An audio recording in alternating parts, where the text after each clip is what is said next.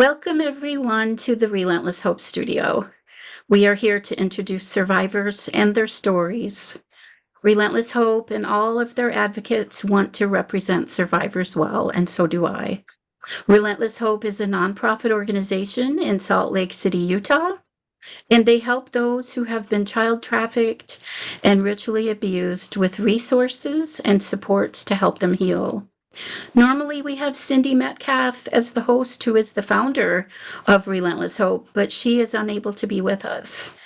I am the co host, Sherry Burgraff, and I'm an overcomer of satanic ritual abuse, mind control, and childhood trafficking. And on the show today, we have a very special friend of mine.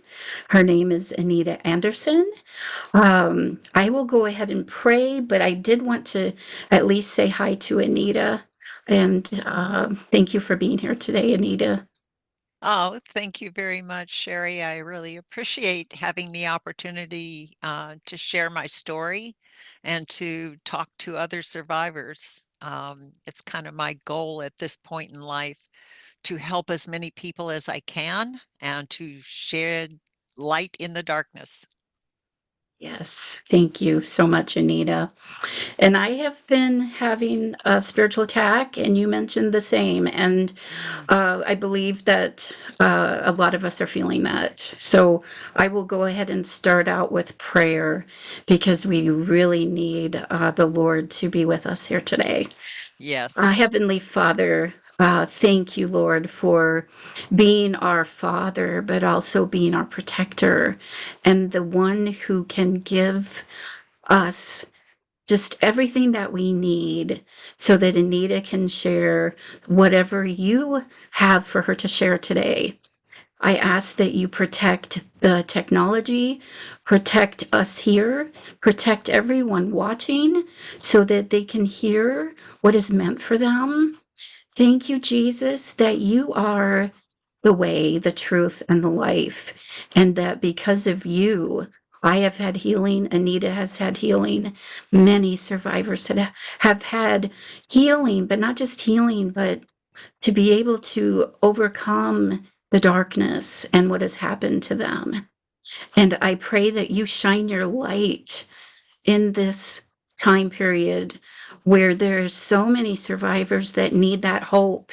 They need to hear what Anita has to say so that your light can guide them and they can have healing and be overcomers of what was meant to destroy.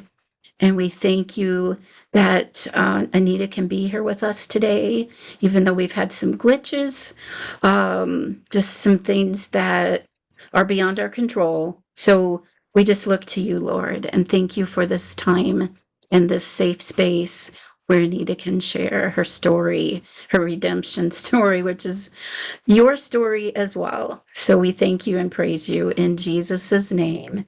Amen. So, Amen. Anita, thank you for being here with us. I'm Oh, so you're welcome. excited.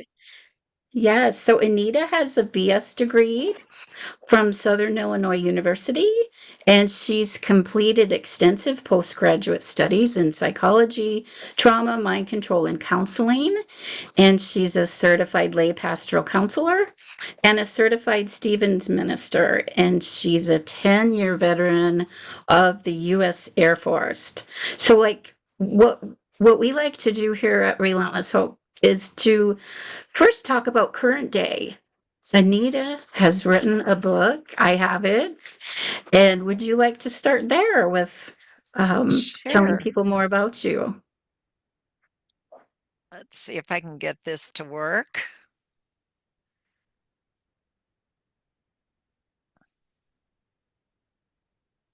Okay, I think you should be able to see the cover of my book. I'm going to try Yeah. and adjust my screen a little bit and get it a little bit more in focus. Um, it's as close to current day as I can do right now. I wrote it a couple years ago. It is not a book on SRA, mind control, or trauma. It does contain some stories of trauma, but they are relatively mild. And so it was written for my grandchildren.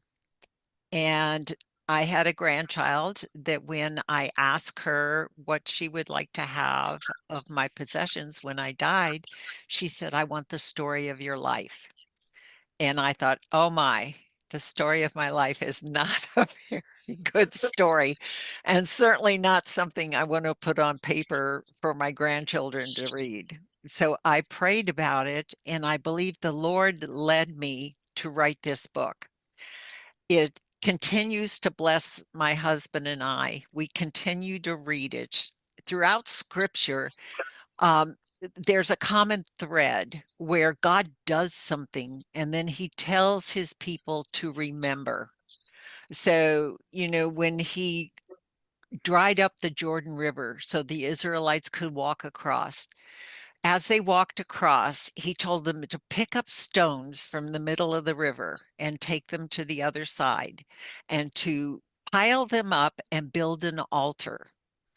And when their children asked them, what's this pile of stones doing here?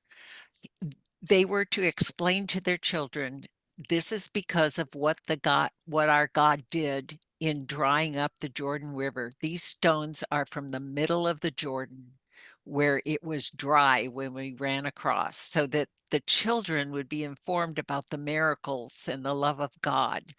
And so there's this common thread throughout scripture, and I think the Lord led me to write this book because it looks at my life and the things that happened in my life from the perspective of where God was and what he was doing. And so I may write about a trauma that I went through, but then I can see now with God's help how that trauma was worked for my good. And I got a blessing out of it. And it was not wasted. And it really didn't wind up being bad. It wound up being for my good.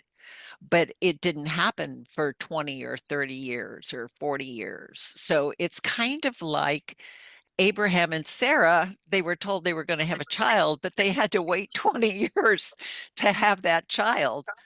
And so Yeah. God had to wait a while for me to be able to see the goodness that he had done in my life. So I wrote this book. It's available on Amazon. Um, it's got all 5-star reviews from all, I don't know, 30 people that have read it. Um, but it means a lot to me because it is my altar to my God. So this is what I have Wow. done most recently. Um, right now in my life, I have a husband who has a heart disease and a brain disease. And so I'm busy trying to figure out how to best care for him. I'm a cougar. I married a man 10 years my junior, and I want to keep him around for a long time. We've been married almost 50 years, and he's just Wow. an amazing man of God. So we're busy trying to keep him healthy. And then the other part of my life today is doing research on trauma. And I am still trying to piece together my story. Um, I have a lot of things I've accomplished in my life. I graduated college. I ran businesses. I organized a program for the county of Los Angeles. I've done a lot of good things, but I've also been dissociative my entire life since I was right after I was born, I believe. My parents, I believe, were also dissociative. Um, I, after doing the research I've done so far, I believe this is a multi-generational thing. And um, so I am still researching. For me, as I've gone through therapy and lived my life, uh, the trauma kind of, the trauma picture keeps getting bigger. So when I first had my first memory, it was of incest, and I thought, oh, that's all there is. I'm going to fix that and I'm going to be good. But that isn't exactly the way my life has gone. So um, it just keeps growing and growing. So I'm still doing research. I'm still trying to heal. I am not completely healed yet. I have many parts in me. Most of them are Christian parts, believing parts who love God, but not all of them are yet. And so I'm working on my healing. So I'm working on my husband's healing and my healing, and it's fascinating. I'm learning so much. So where do I start? You know, I have a part of me that wrote a story about my beginning. Let me see if I can find it here. I think that would be, it's a very good story. I may switch and get to be little when I'm reading it because it was written by a littler part of me, That's but it perfectly describes okay. the beginning of my life. And it describes some things about my mom and dad that I think are really important for your listeners to understand in order to understand my story. So if it's okay, Okay. I'll read that. Definitely okay. Okay. I'm And going we'd to put love on to have her here too. my old lady glasses here. Okay, this was written, I was diagnosed in 1989, 35 years ago. This was written in January of 1993. And it says, once upon a time, there was a very hurt little boy who had a very sick mommy and daddy. They weren't sick in the usual way. His mommy was sick in her mind. And when he was born, she wanted a little girl. So she dressed him as a little girl and called him by a little girl's name until he grew up and went to school. And then the school made her stop, but then she did other mean things to him. His daddy was an alcoholic. His mommy and daddy hated each other and they got in lots of fights. And when they would be fighting, his mommy would call the little boy and tell him to protect her, and so his dad would beat him up too. When he was 11, his mommy had another baby boy, but this time she loved the baby very much, which made the first little boy feel very bad, like there was something wrong with him. And so he tried very hard to be perfect so that his mommy would love him too, but it never worked. After the little boy grew up, he married a lady who came from a sick house too, and they loved each other very much. But they also had lots of fights because they didn't know anything about how to love because nobody ever showed them. So the man still thought that he was no good, and he worked very hard to make everything perfect and demanded to control everything and demanded his wife to be perfect too. And the woman worked very hard to make the man happy because she thought that was her job. And she had promised herself with a very big promise that she would never be mean to her husband like her mommy was mean to her daddy.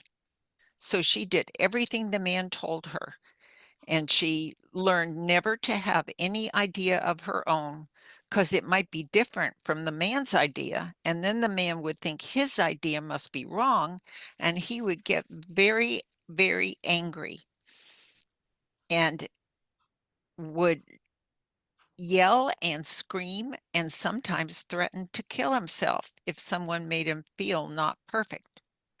So the woman learned that the most important thing was to always make the man feel perfect. So she always told him he was right, no matter what. Then one day they had a baby girl, and they both wanted the baby very much. And when they first saw her, they loved her very much. But then, very soon after she was born, the man found out that she wasn't perfect. So he started asking the woman what was wrong with the baby, that she cried or something. But the woman didn't know. And she would try to make the baby not cry, but the baby still cried. And the man would get very mad at the woman for not making the baby stop crying. Because when the baby cried, it meant that the man was not a good daddy, and he couldn't stand that idea. So he would yell at the woman and call her names because she couldn't make the baby stop crying. And the woman felt very sad and hurt because she wasn't making her husband happy like she promised. And she would try harder to make the baby stop crying, but she couldn't. And then she got very angry at the baby for causing all this trouble and making her husband yell at her. And that's how the baby's whole life went. She was never perfect. So her daddy was always angry and asking everybody what was wrong with her. And he kept demanding that she be perfect and kept punishing her more and more, trying to make her perfect, but it never worked. And then the little girl believed something was really wrong with her because she could never be perfect like her daddy was. And because her daddy always said that he was perfect, and her mommy always agreed that the daddy was perfect. So the little girl kept trying harder and harder, but it never seemed to work. So she got very mad at her. When she was still very little, she started to get angry. She was mostly angry at herself for not being perfect, but she was also angry with her daddy for because he kept demanding her to be perfect. And she was angry at her mommy for always saying her daddy was right. And she was mad at him for being perfect. And she was mad at God for making her with something wrong with her that she couldn't be perfect. And she wished with all her heart that she hadn't been born at all because she made her daddy so angry and her mommy so sad. But she didn't know how to die. So she just tried harder and harder and got angrier and angrier and kept waiting to wanting to die more and more. And when she got older, she thought maybe she could die. But when she tried, she wasn't perfect at that either. Oh, thank you for sharing that story. So I'm going to share Okay. another screen here, and I'm going to talk a little bit. Let me see if I can blow this. No, that's about good. So this is my mom and my dad's wedding picture. And the story that my little part wrote, God bless her or him, is very accurate, very insightful. So my dad had this horrible upbringing where his mother was very abusive. I believe he had a lot of sexual abuse. His mother came out of a history of Ku Klux Klan and Masonic Lodge background. My dad thought the Masonic Lodge was a very good thing, and everyone in his family rose to the highest ranks in the Masonic Lodge, and he was very much in favor of that. But he was a bit of a narcissist. He was very controlling because his childhood had been so out of control. Um, he felt like if he could control everything, then his life would be okay. So he met my mom. My mom was Catholic, and um, somewhere I have the information, and I'm not sure how it's linked, but she was out of the Jesuit order. She actually had a niece who became a nun, and my mother was the oldest or the youngest of four. So her mom and her dad were both Catholic. They were from Austria. She has an uncle who's a big admiral in Austria, and they built a fabulous statue of him in a turnaround in Vienna. He was a naval admiral, war hero. Um, but she, I believe, was molested by her father. Um, Her mother was, I believe, paranoid schizophrenic. My mother talked about the horrible things her mother did to her, but she had very few memories of her childhood at all. She considered her father a saint, and she couldn't tell me much else about him. He was a contractor, he built homes, he was very wealthy, but she didn't have many memories of her childhood. But she adored her dad. And I think she adored her dad because her mom was so cruel. Um, when you look at psychology and you study personalities and what causes people to be the way they are, her family fits the mold of a very abusive family. So there were three girls and a boy. Her oldest sister ran away from home in her late teen years, got married, and never came back. Her second sister married a man who wound up molesting his daughters. Um, it is talked about within the children and the cousins that they believe my mother and their father had an affair.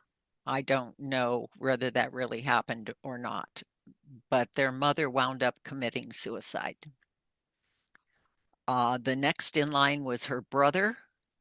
He was very handsome, um, and he got married, had four children, but he was very much a womanizer. He was sleeping with everyone that had a skirt, according to my mom, and he died in his 40s of cancer. Then my mother married my father when she was 23. She was not a virgin, according to my father, but he loved her so much he didn't care. So I don't know where she lost her virginity, but she adored her father. So she married this man who was abusive, controlling, narcissistic. Um, they asked me the earliest memory of my father, and it was when I was in first grade and he was threatening to punish me. They asked me my earliest memory of my mother, and I don't have a memory of my mother until I'm like 15 or 16 years old. She just Wow. simply didn't exist. She adored my father. She said, "Yes, dear. What do you want, dear? How can I help you, dear?" And she did everything he wanted all the time. When we would complain that he wasn't being fair, she always sided with him and said he was a wonderful man and he was doing great things and he loved us and all was well with the world. So, kind of an interesting picture there of their wedding. They eloped and went to Texas and wound up having a military wedding there that some friends of theirs gave them. And that was the start of my childhood. So let me see what's coming up next here. Okay, this is actually a later photo. This is a photo of me. I was emotionally unstable throughout my childhood. Um, Nobody ever told me why. My dad asked me every day what the heck was wrong with me. I remember studying Freud on the school bus when I was 12, trying to figure out what was wrong with me. This picture was taken when I was a junior in high school, and I hated my life so much at that point. I used to pray that my father would die. Um, I couldn't stand my father and his control and his brutality. So I wanted to die, and that may have been part of programming. I'm not really sure, but I took arsenic out of the chemistry lab and tried to kill myself at this age. So this is the picture of me when I had my first suicide attempt. So sorry. I'm going to leave it there for a minute because I've got a few other things to say before I go to the next slide. So, um, my family and I did not get along. I was kind of the black sheep of the family. Um, there was a lot of conflict, a lot of negativity. My dad was very strict. He was himself emotionally unstable, and we had to have the same um, attitude that he had. So if he was in a good mood, we had to also be in a good mood. And if I had had a fight with a boyfriend, or for whatever reason I was feeling sad, he would tell me to put a smile on my face, or he would give me a reason to be unhappy, which meant he would take off his belt and beat me with the belt. If he was unhappy and I was happy and running around and having a good time, he would tell me to wipe that smile off my face, or he would wipe it off for me. So it was a very strict, controlled upbringing. I can remember watching television, and my dad would come home from work and he would walk over and change the channel, and he would turn on news or sports or something that us kids weren't interested in at all. But we could not say anything. We could not change the expression on our face. We could not leave the room. We had to sit there and watch whatever it was he wanted to watch, because if we made any negative comments or gave a dirty look, it meant that he wasn't a good father. So we would get beat. So we had to sit there and watch the TV, and eventually he would look at us and say, "Don't you kids have something better to do?" Which meant we had to get up and leave. We were supposed to leave the room at that point. It was very much kids are seen and not heard. You didn't have a right to have any emotions whatsoever. You couldn't ever be angry. You didn't have a right to be depressed or upset. Um, he controlled everything we did. I remember him coming home from work at 2 in the morning and coming upstairs and beating my sister and I with the belt because our room wasn't cleaned up.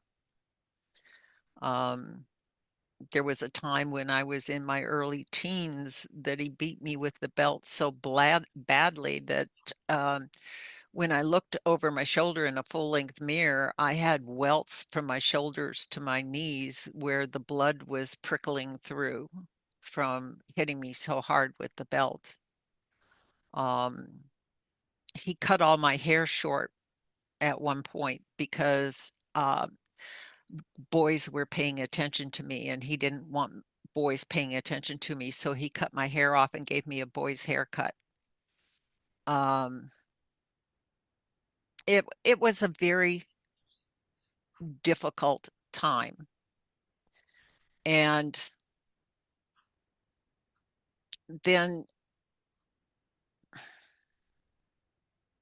I don't have my slides in the right order exactly, because what I want to talk about next is actually farther down. If you'll be patient with me for a minute, I'll try to get the right slides for what I want to talk about.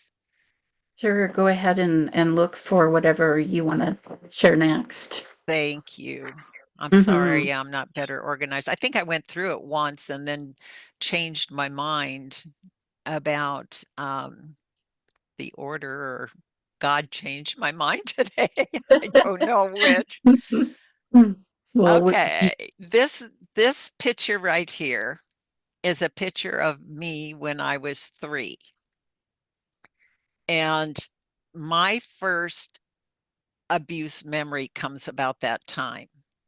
And I'm getting ahead of myself again. It's very hard to put together the real life and the memories in a cohesive way. And I'm sorry, I'm kind of jumping around here. Um, it's okay. That's the way the memories come back. It's not always linear and in the right order. So just knowing okay. that, you could just share whatever, Okay, even well, if it's not in the it's right going to order. be all mixed up, I think, at this point, Mhm. because it's not in the right order. But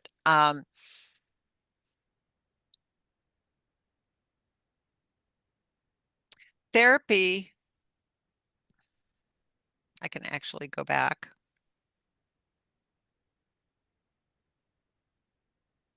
I will go back to here. So, um, this picture happens to be a picture of me in tech school in the Air Force. So my family and I did not get along. I attempted suicide. I refused to go back home. They put me in a state mental hospital for 3 months. From there, I went to a Catholic girls reformatory for a year and a half, and I graduated high school. When I graduated high school, I went back home, which was a disaster. My father and I were not getting along at all.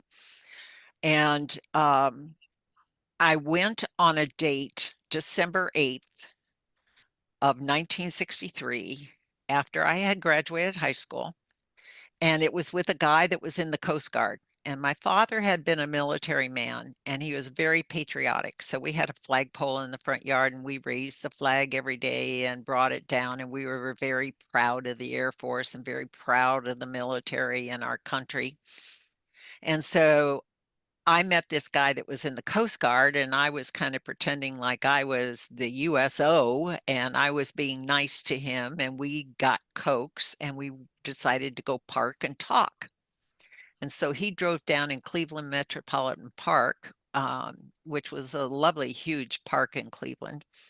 And we parked the car and under some trees, and we were talking. And he did not have the same idea about what was supposed to happen that day as I did. And unfortunately, when I left the park that day, I was pregnant. And as far as I knew, at that point, I was a virgin. I had not been with anybody. Um, I knew I was pregnant. I don't know how I knew I was pregnant, but I did. The father disappeared within a couple weeks. He got orders for Guam and he took off and never came back.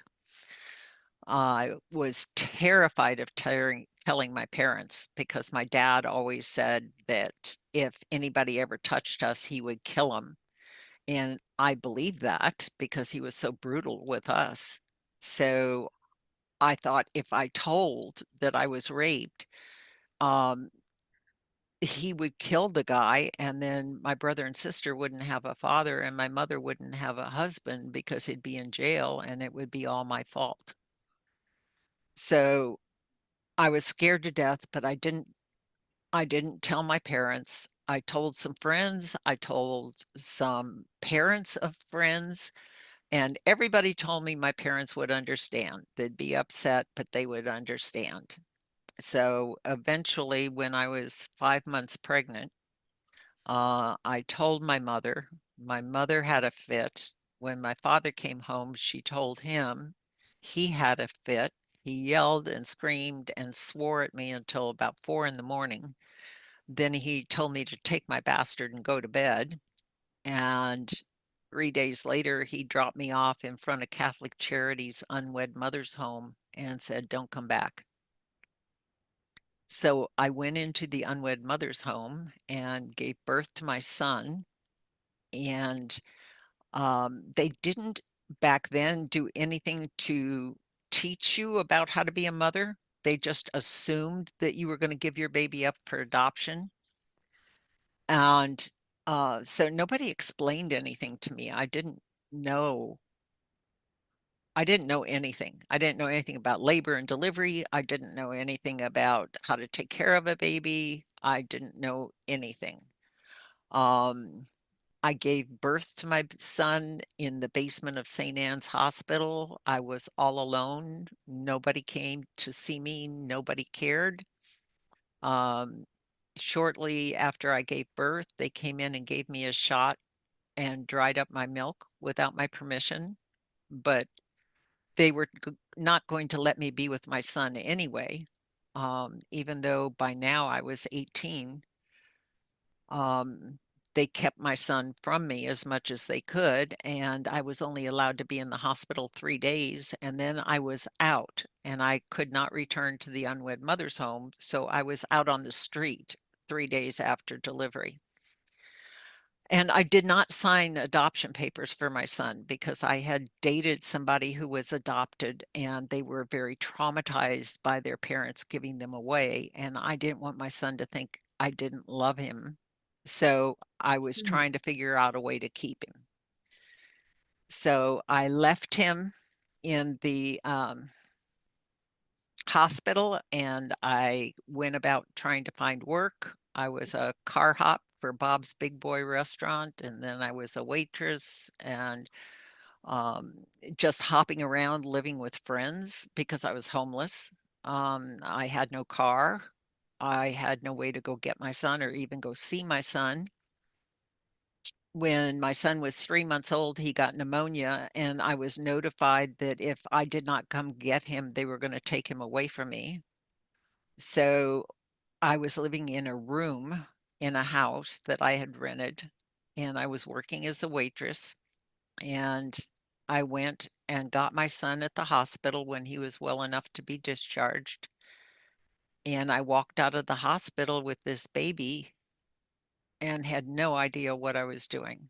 I had no provisions. I didn't know how to change a diaper. I didn't know anything about feeding. I didn't know anything.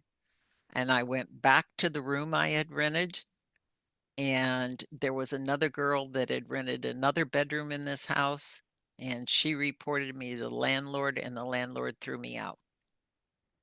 So now What I did had a she report baby. you? What did she She report you she to the reported landlord for? that I had a son. And Oh, back in okay. 1964, if you had an illegitimate child, you were a tramp, you were a whore, you were Mhm. undesirable. Nobody wanted you. You couldn't get a job, you couldn't get housing. You were Right. terrible. So she And it told the sounds like landlord, the, and the landlord kicked me out. oh, So gradually, we slept around with whoever we could find.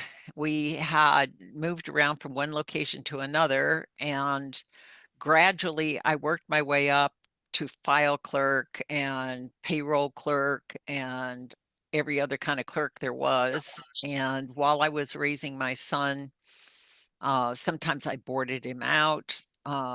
Sometimes a boyfriend would pay so that we could have an apartment for a while.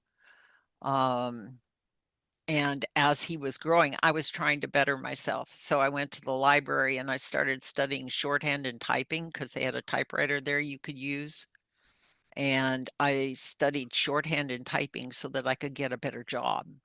And so by 19, he was born in 64, and by 1971, I was working as an administrative assistant for a company in Cleveland, Ohio. But I was always worried about how this was going to go. Because in 1964, if you got sick and you couldn't work, you lost your job. mhm. If you got injured, you lost your job. And if you lost your job, you were going to be on welfare. And there was no childcare, there were no training programs, there was nothing, just a pittance to live on. So you could live in the slums. And once you were there, you were pretty well stuck because you couldn't get a job without a sitter and you couldn't get a sitter without a job. Mm. So in 1972, as part of the Equal Rights Amendment, the military opened up to females with dependents. And I enlisted in the United States Air Force and put my son in an orphanage and went to basic training at Lackland Air Force Base in San Antonio, Texas for 6 weeks. And after 6 weeks in basic training, I went to tech school in Wichita Falls for 10 months to be a dental lab tech. So this picture that's on the screen now is fourth from the left in the first row, the tallest gal there. That was me in tech school in Wichita Falls. So now I had a good career. I wasn't going to lose my job if I got injured or sick, and I could have a future. I would get promoted. I could make a career out of the military. So that was my goal at that point in time. After tech school, I was sent to Barksdale Air Force Base in Louisiana. And I'm going to leave this here for a minute and I'll go back to just sharing my screen to break things up for a second. And I was in Barksdale Air Force Base in Louisiana. And while I was there, um, on a Sunday evening, my son and I remember we had watched movies on TV and we were eating chocolate chip cookie dough on the floor. We were really two kids, you know. Um, my son by then was 10 years old, 10 going on 11, right at that break point there. He could have been 10, might have been 11. He fell asleep on the couch, and it was a Saturday night. And on Sunday morning, very early in the morning, 3:30, 4 o'clock, a man broke into my home and was going through the jewelry box in my bedroom. And I woke up and I asked him what he was doing. And he put his hands around my throat and told me if I made any noise, he would kill me. And then he said if I made any noise, he would wake up my son and make him watch, and then he would kill both of us. Oh, I wow. don't know that killing me ever dawned on me as being a real threat, but when he said he was going to make my son watch and then kill both of us, my son would have been very protective because it was he and I against the world. And if my son woke up and wanted to protect me, he definitely could get very hurt by this guy because he's just an 11-year-old kid, you know. Right. So I did nothing. Um, and when it was over, he hung around for quite some time. I guess he didn't know quite what to do, but he made the mistake of telling me that if um, he was going to come back whenever he wanted to. And if I reported him or didn't let him come back, that he would kill my son. How awful. And I just thought, like hell you are. So when he left, I called the rape crisis line. And and the girl that answered the phone was brand new, evidently. And she had been told that she's not allowed to give directions to people who have been raped, but that she can only give them information. She can't make decisions for them. She can't tell them what to do. So I told her, I've just been raped and I don't know what to do. And she said, well, I can't tell you what to do. Oh, no. I thought, well, what good are you? And so I hung up. Yeah. Oh, Uh, you hung up? yeah. So Yeah. then I called the police department and I was terrified that they would come with lights and sirens. So I begged him, don't put on lights and sirens because if he Yeah. sees you coming, he said he'd come back and kill my son. So they Yeah. came out very quietly and they were investigating what went on and getting my story. And they found out I was in the military. So they told me that I had to call the base and tell the base. So I called the Air Force Base Hospital and told them that I had just been raped. And they told me, don't put on any underclothes, just put a robe on or something very loose fitting and come immediately to the base hospital. So I had my next door neighbor watch my son, and I went to the base hospital, and um, it was pretty horrible because my first sergeant was there, who was a man. My commanding Oh, officer gosh. was there, who was a man. They had been informed by the police, evidently. I walked into the emergency room, and neither one of them would even look at me. They they were so embarrassed. And they took me in a room and they Terrible. did a rape kit. And then they had a kid that was about 18 from the base photo lab come over and take pictures of the bruises and the marks that were on my body. So he took pictures of me nude, front and back. which was worse than the rape, to be honest. Um, I got done with the rape kit, and on the way home, I stopped by Kmart and bought a 38 Smith& and Wesson. The police had told me that I could have killed the guy if he had broke into my home. The laws in Louisiana were very different from the laws in Cleveland, Ohio. And so they kind of ridiculed me for not having anything to protect myself with. So I bought that gun on the way home. And I had learned how to shoot as a kid growing up. My dad had enjoyed doing target practice and things. So I was pretty familiar with guns and how they worked. And I bought the gun and went home. And on Monday morning, I went to the base credit union and took out a loan to pay for the gun that I bought because I didn't have the money for it. So I wrote a bad check. So I needed to get a loan to pay for that. So they caught the guy that raped me about Oh, 3 days after the rape. I lived 2 doors away from his brother, who was a cop on the base. And because he was a cop, he had a gun. And in Louisiana, there's only two kinds of rape. There's simple rape and aggravated rape.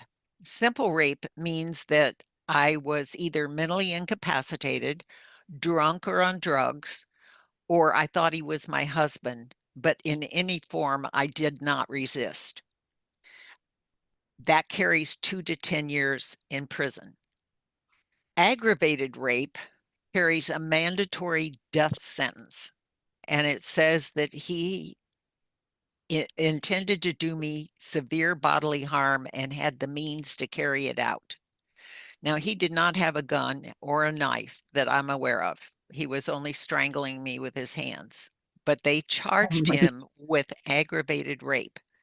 So here I am living 2 doors away from a police officer who has a gun, and I have put his brother in jail facing a mandatory death sentence. So the Air Force decided my life was in jeopardy and I needed to be moved. And they asked me where I wanted to go. I said I wanted to go to Wright-Patterson in Ohio, which is where my family was. Um, and within 24 hours, I had orders to go to March Air Force Base in Riverside, California. So I, wow, I had to Anita. drive across country. Oh my gosh, I just got to say, I'm so sorry that you were raped in the first place. And then you called the rape line and like, I'm sorry, I can't help you. And then Yeah, when you yeah, then when you said they said you'd have to go to the military base, I'm thinking, no, not the military. And yeah, then you experience all that, and then the brother is next door, 2 doors yeah. down, right? And he And wants to kill me. and yes, and it's like, oh my gosh, like one thing after another. Yeah, yeah. Oh, So and how scary for I your, went home to Ohio oh, and saw my family on my way cross country because I was driving with my son all the way cross country from Louisiana up to my parents lived in Youngstown, Ohio at that point, and which was just outside Pittsburgh. So I was driving really from Pittsburgh, Pennsylvania, all the way to Riverside, California, with just my son and I.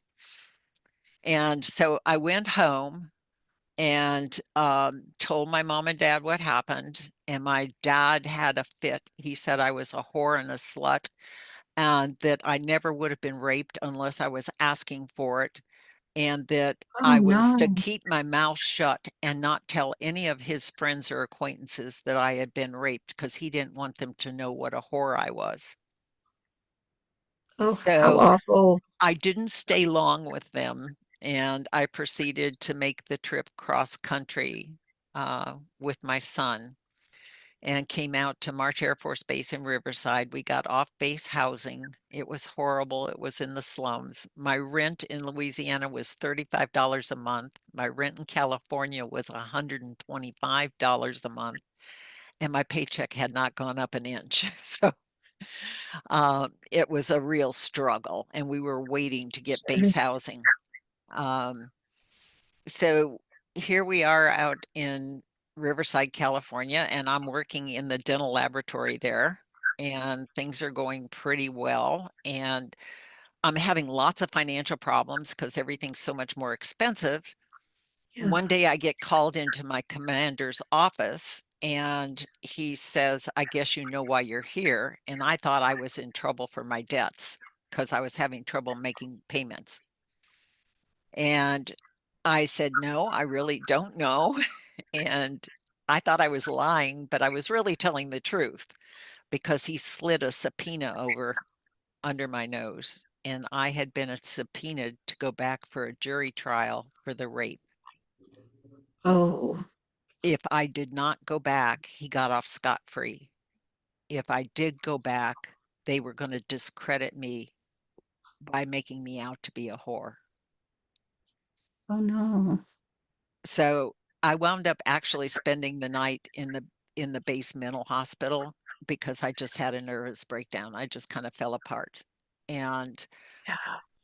I ultimately decided that I would go back because I was not going to let this man get off free.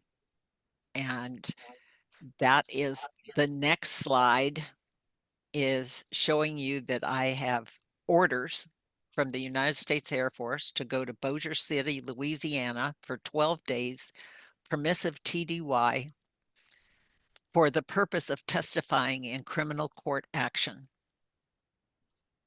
So this is the orders I got 13 November 1975. The Air Force sent me back, picked up the plane fare for me to go back to go to court. So when I showed up in court, they were surprised. They didn't expect me to show up, and Mhm. they shut it down, and he pleaded guilty to simple rape. So simple rape carried 2 to 10, and they didn't evidently feel that they had a strong enough case since he didn't have a knife or a gun to really pursue aggravated rape. And so he pleaded guilty to simple rape, and we waited for the sentencing. And I got to go back home, and I did not have to testify. When I saw him in the courtroom, I honestly felt sorry for him. He was dressed in orange, his feet were shackled, his hands were shackled. He never raised his head. He looked at the floor the whole time. He was just, he looked completely defeated.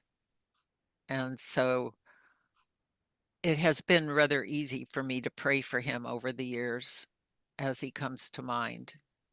But when he got sentenced, he actually got 15 years. And the way they did that is he was on parole from New York State. So he had already um, done some bad things in New York. And this is the letter from the district attorney in the state of Louisiana. And his name is Robert Thigpen Jr. And it's okay that it's in there because this is a public record. Mhm. So I can't be sued for it or anything. And Right. down here in the second paragraph, it says on the 5th day of February, 1976, he was sentenced to serve 15 years at hard labor in Louisiana Department of Corrections. So praise God. Um, Justice was done, Yes, and and that you didn't have to testify. I That's did, I did not have to testify. So that was really wonderful.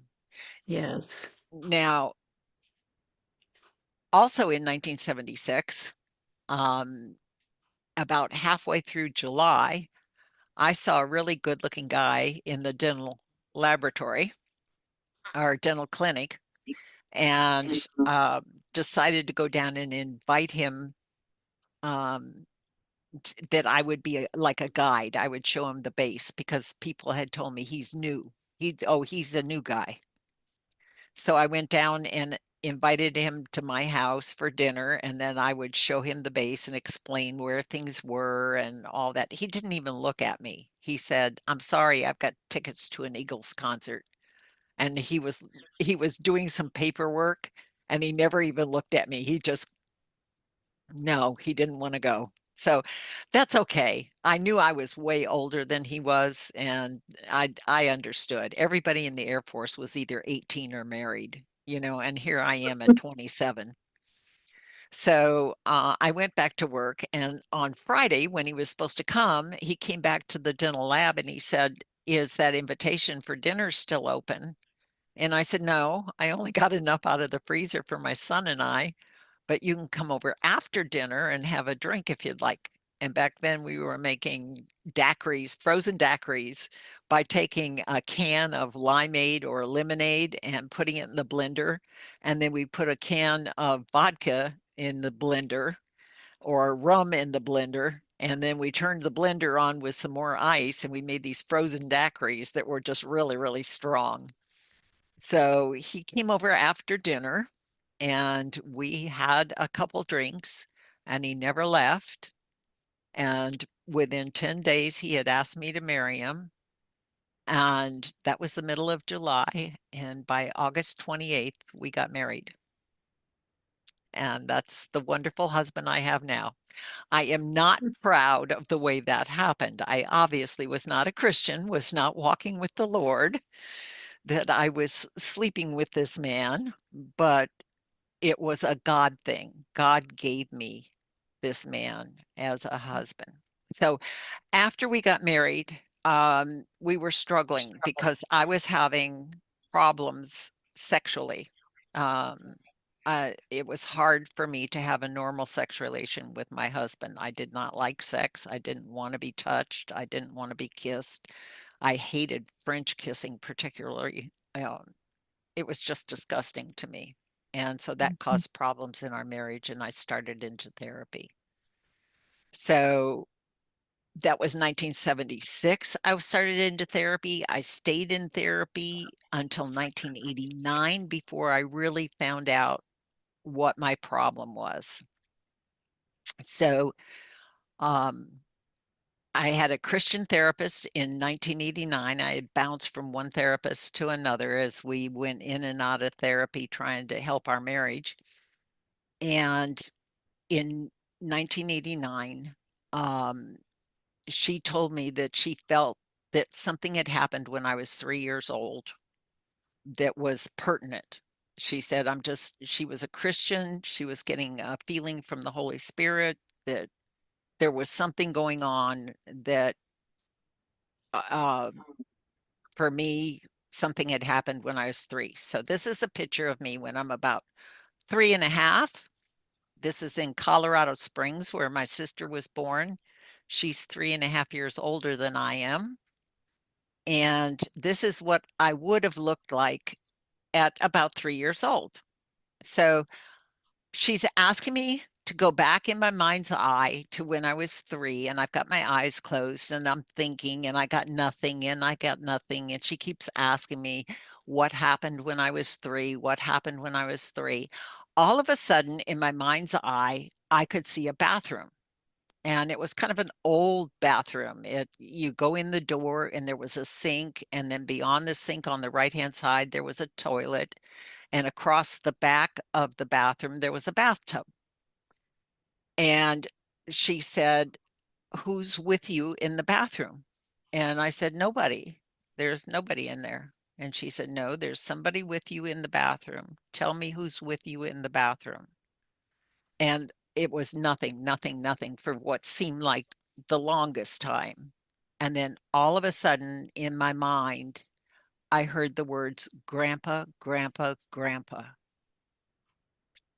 And I was overwhelmed with shame and guilt. And I knew, I didn't see it, but I knew that I had been forced to perform oral sex. And I never did see the face.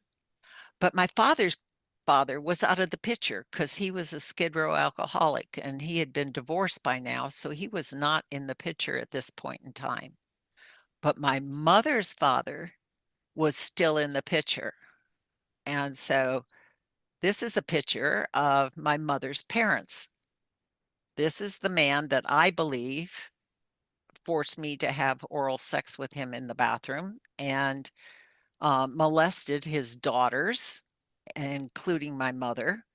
And this is his wife, who was in and out of mental hospitals the whole time they were married, but they were Catholic, so they never got divorced.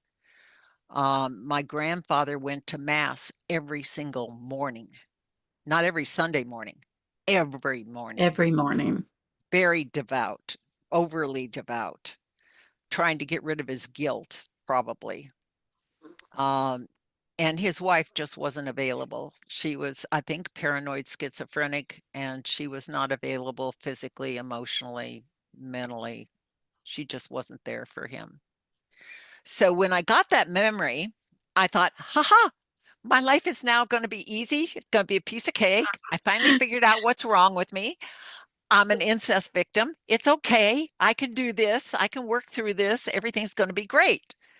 And about 2 weeks later, I'm in my therapist's office and I'm again in my mind's eye. And I don't recall the conversation, but somehow I saw a man dressed like Jesus down between my legs.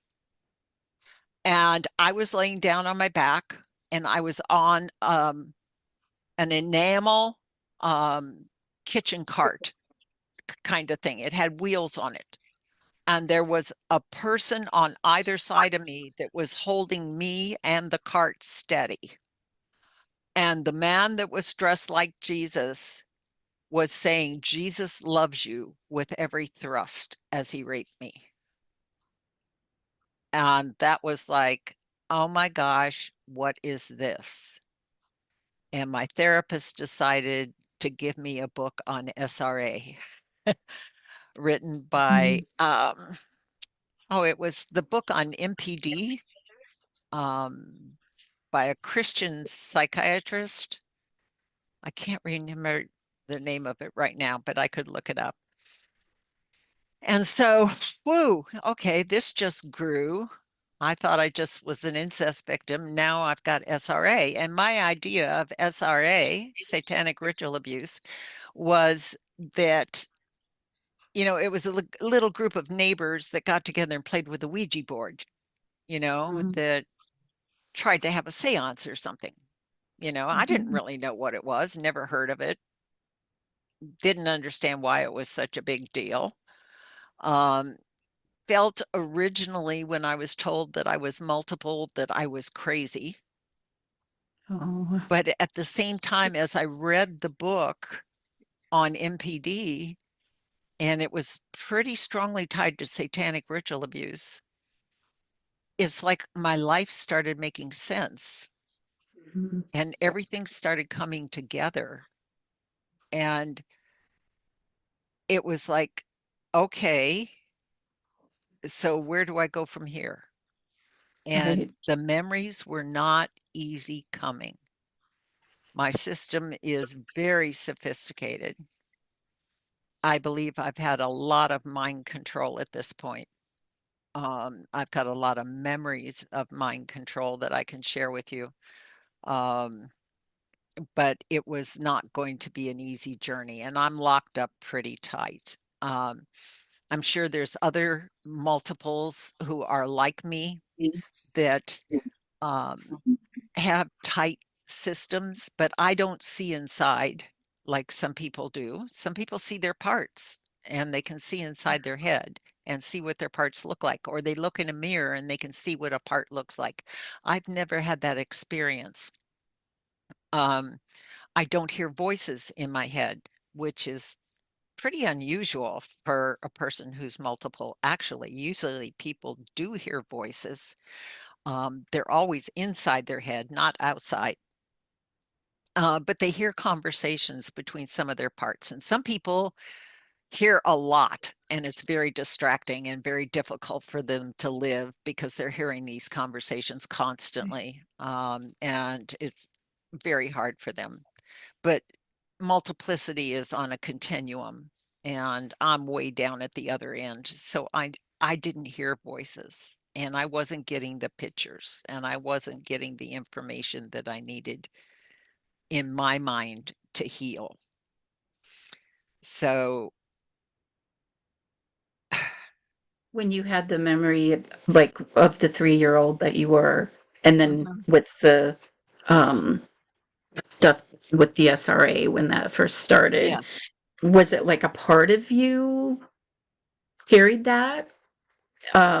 More so than a part coming out and talking about what happened? I always just felt like me, but Mhm.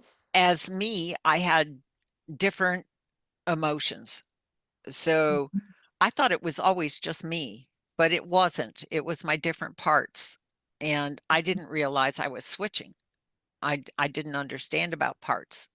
So I just thought I was emotionally unstable because every time I'd switch, my mood would change. And so I could go from being um, having a fight with my husband, being really angry. And if the doorbell rang, I would go to the door and be gracious and kind and just wonderful to those people. And as soon as I shut the door, I was screaming obscenities again at my husband. It was, but it always felt like it was just me.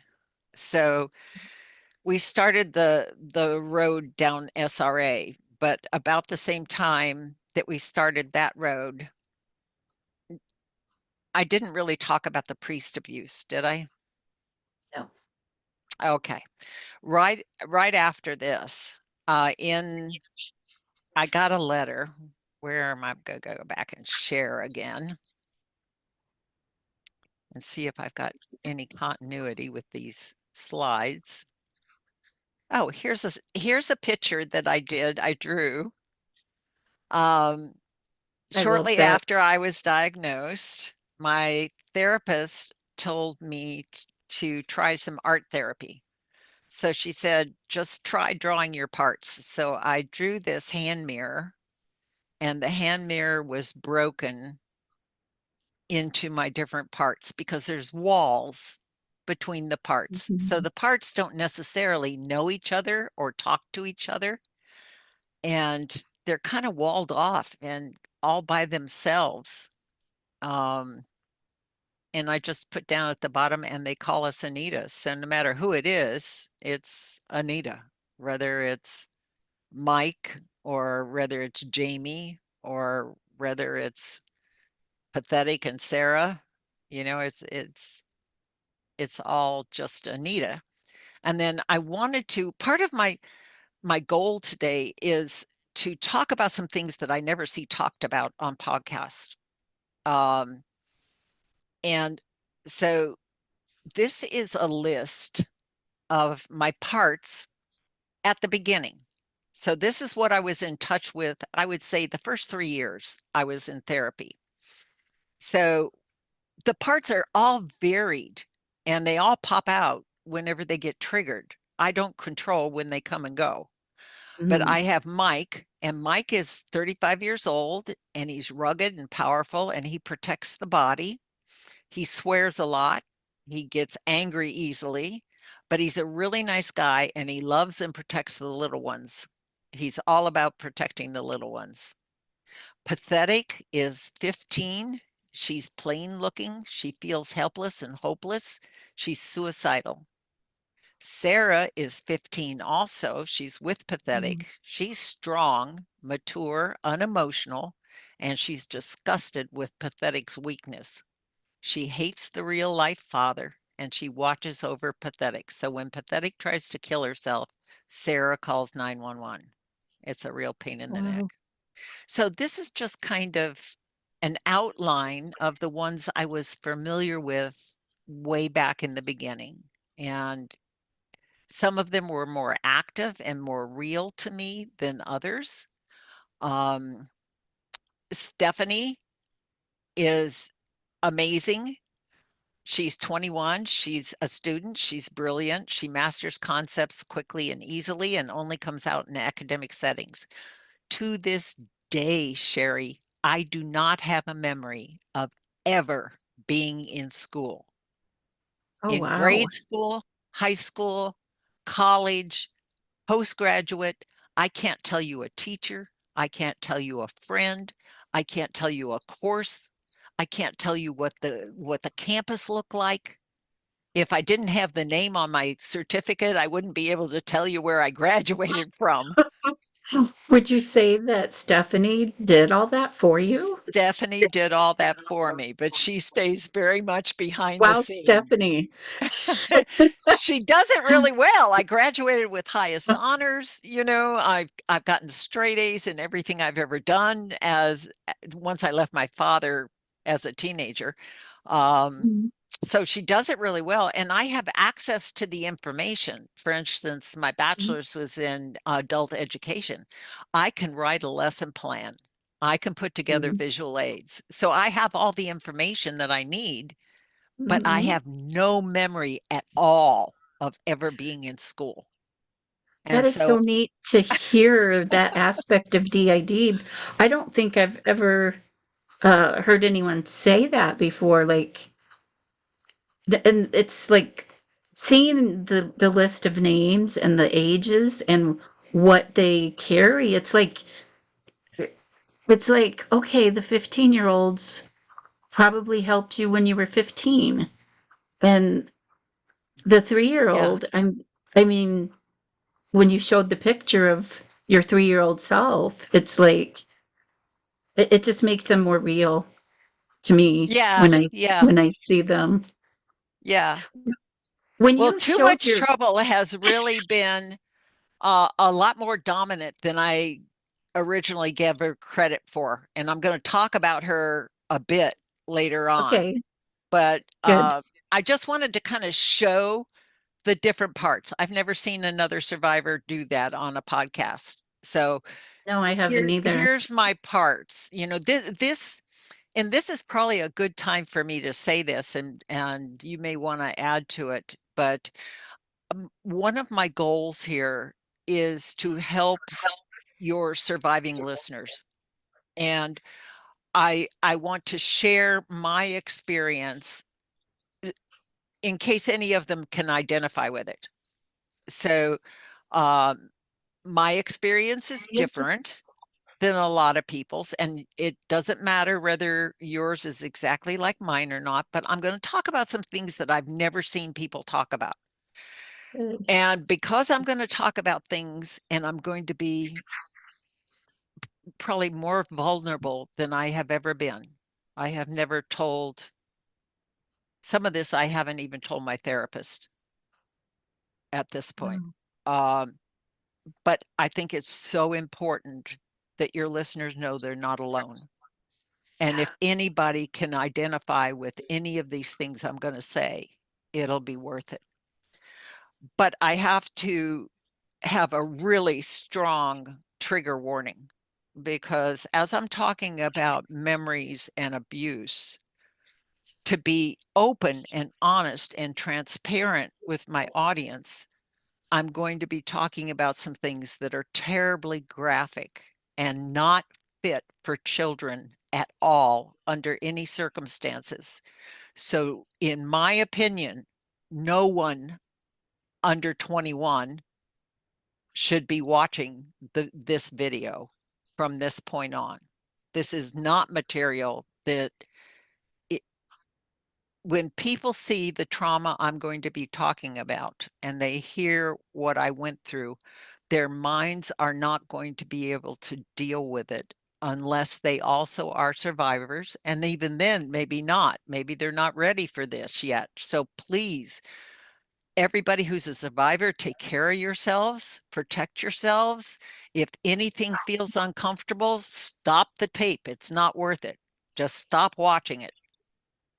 thank you for Um, that but trigger warning, please Anita. don't let any children watch this tape. This is not a children's tape, should not be seen by them. It would traumatize them, could permanently harm them.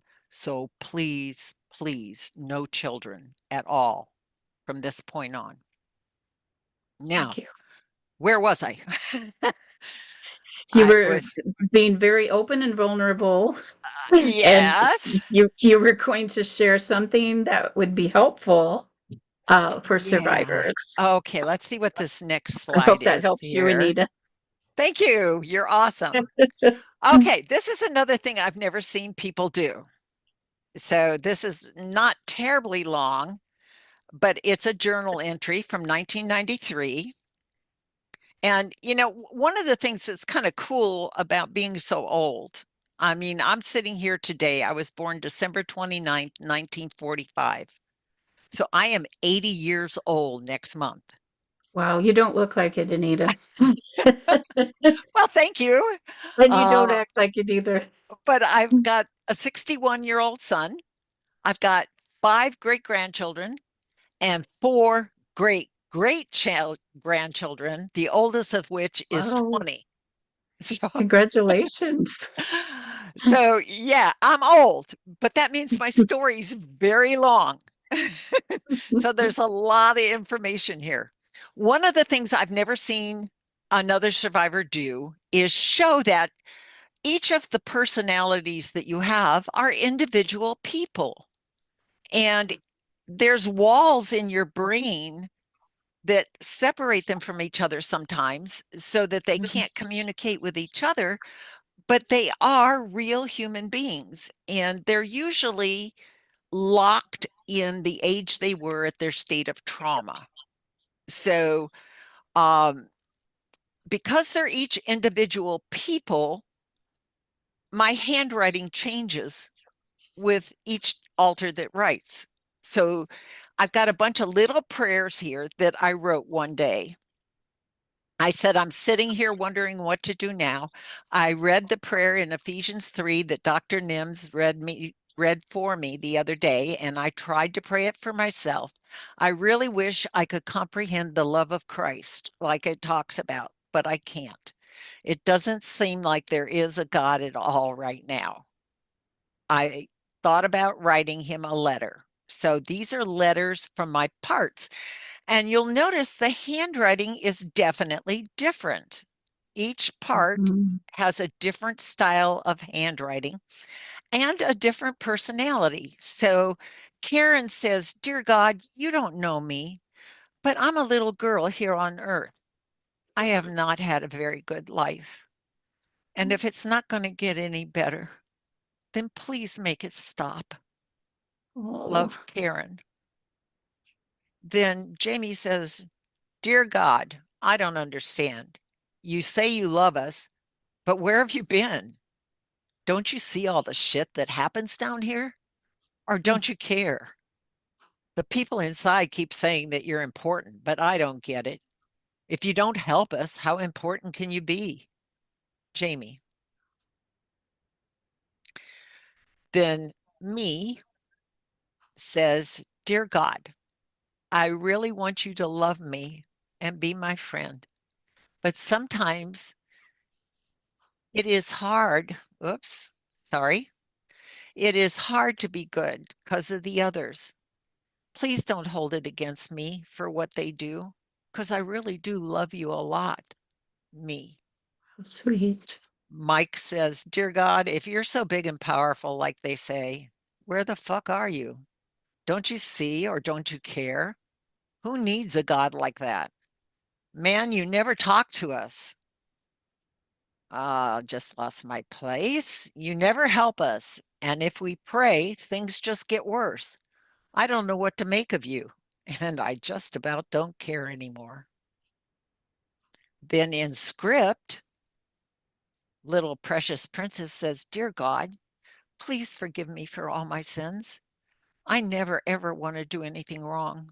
I only want to make you happy so you will always love me very much and always protect me and my family from every evil thing. Thank you very much for all your help and for being a good God. I love you very much. Then, dear God, I don't know what to say to you. I don't know what to think. I don't even know who you are.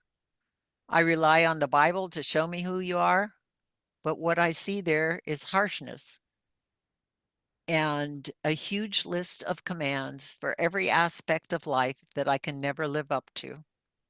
I see promises there too, but the promise part never seems to come true. I don't know how to take you.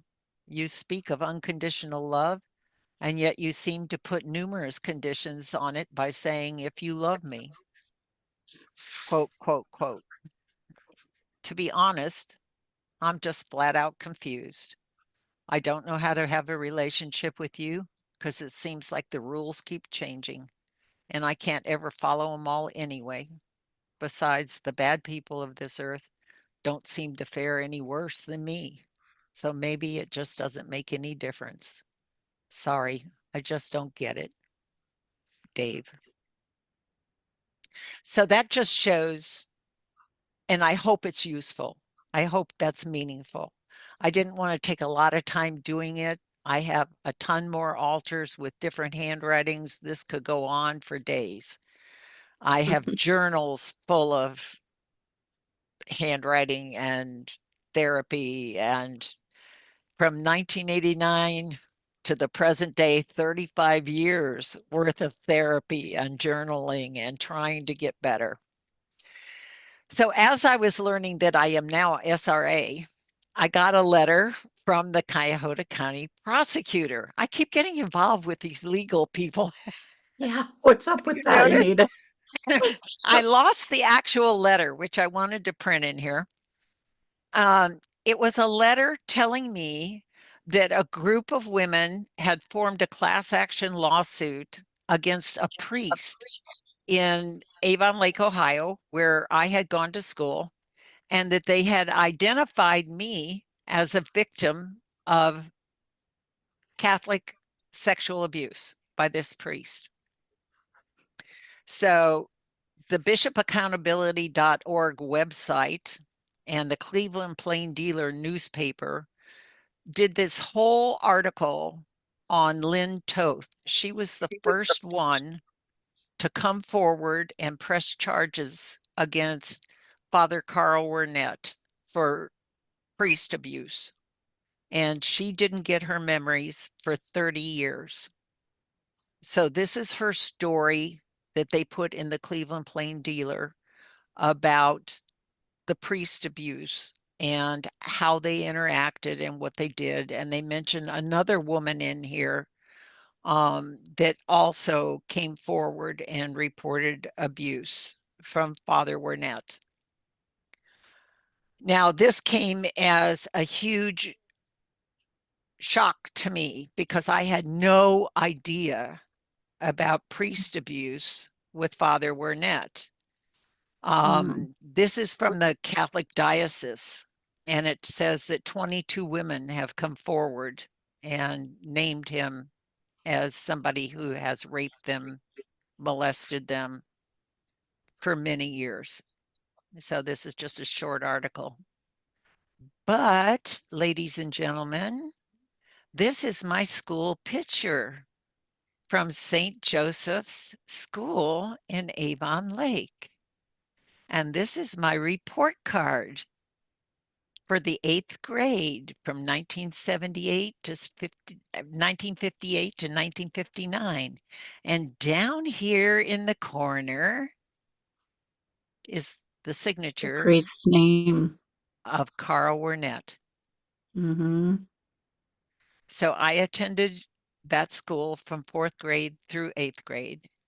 And my sister attended it also. And we both believe we were sexually molested, raped, and trafficked um, by Father Wernett. Father Wernett would have the nuns come and get the girls that he wanted out of the classroom and escort them to the rectory. And he and his friends would molest them, rape them, um, do all kinds of pornographic things with them. And he filmed what he was doing to them. The only thing I actually remember about Father Wernett is that I went to confession and I confessed to him that I had impure thoughts. And he told me that God would not forgive me for that. That was the unforgivable sin. Oh my gosh. So while I was doing this research to put together the podcast, I happened across this article. And this article is interesting to me because this is a 2025 article just written, Avon Lake police arrest Andres Andino, 59, a former employee of multiple Cleveland area parishes, on charges of sexual battery, unlawful sexual conduct with a minor, and rape. On March 16th of this year, the department received a notification from its flock safety camera system that Antonio's vehicle had entered the city. And Andino's, I'm sorry. Andino's had outstanding felony warrants from the Cuyahoga County Sheriff's Department. According to Avon Police Report, officers located the vehicle in the south lot of St. Joseph Parish on Lake Road in Avon Lake. Body camera footage provided by the department shows Andino being taken into custody without incident. Cuyahoga County Court Common Pleas shows record Andino pleaded not guilty in his arraignment and got $50,000 bond. Andino previously worked part-time at St. Joseph Parish, the same one where I was raped and molested. He is Mm-hmm. currently listed as a director of worship on Parma Heights St. John Bosco Parish's website, though the parish indicates that he is on administrative leave. Wow. March of this year, from 1958 to 2025, and they're still hiring pedophiles. I mean, that just blows my mind. That's just Yes. so. I couldn't remember the school. I couldn't remember the house we lived in. My sister couldn't remember the house we lived in either. So I talked to my husband. We buy a plane ticket and we go back to Ohio. And I look at the school, don't remember it. I look at the house. This is the house we lived in. It's a picture from when we lived there, when I was a little girl. Right now, it has all kinds of shrubberies and great big tall trees around it. But the lady that owns the house allowed us to go in and look around and look at all the rooms. And I looked at everything. The only thing I didn't look at, which I didn't realize until I got back in California, I never went in the basement. And Mm. that becomes pertinent. My inside parts kept me from going in the basement. So when I had been in therapy, this picture here, um, when I was in therapy, my therapist got the impression from God, the Holy Spirit, that something happened when I was 3 years old, other than the oral sex with my grandfather. And she again asked me to think about the time I was about 3 to 5 years old. And she said, why don't you draw a picture of a little girl getting ready to go to a ritual? So, very rough sketch, little girl with my haircut that I had when I was that age, and a woman fixing her, getting her ready, and a man in a hooded robe standing kind of in the doorway overseeing everything. And it meant absolutely nothing to me. No memories, no emotion, no flashback, nothing. Just dead picture.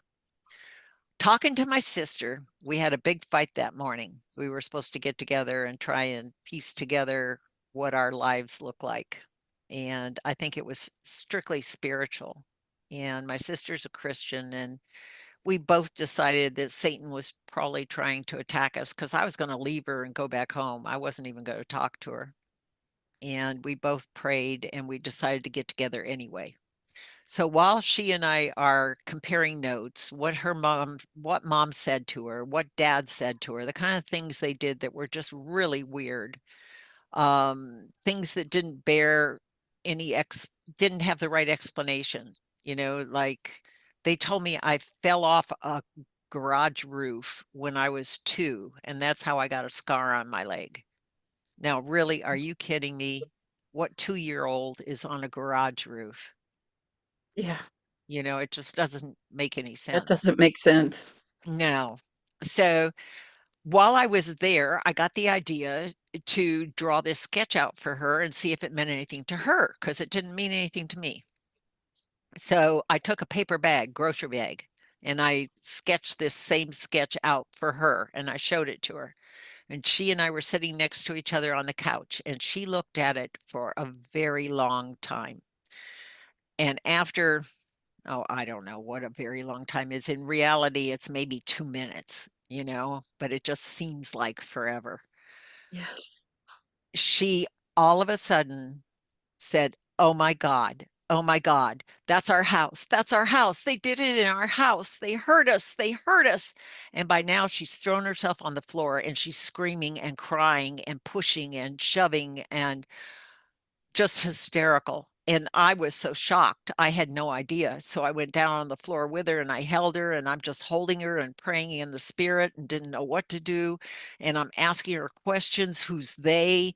She's not telling me. She's crying too hard. All of a sudden, she says, "I've got to go to work." Stops crying, gets up, walks up the stairs to take a shower. So I'm following her up the stairs and I'm going, "Who's they? Who's they? How many people are they? Who is it?" She said, "I don't know who it is, but there's more than one. There's a group of people." She didn't want to talk about it. She didn't want to share it with me.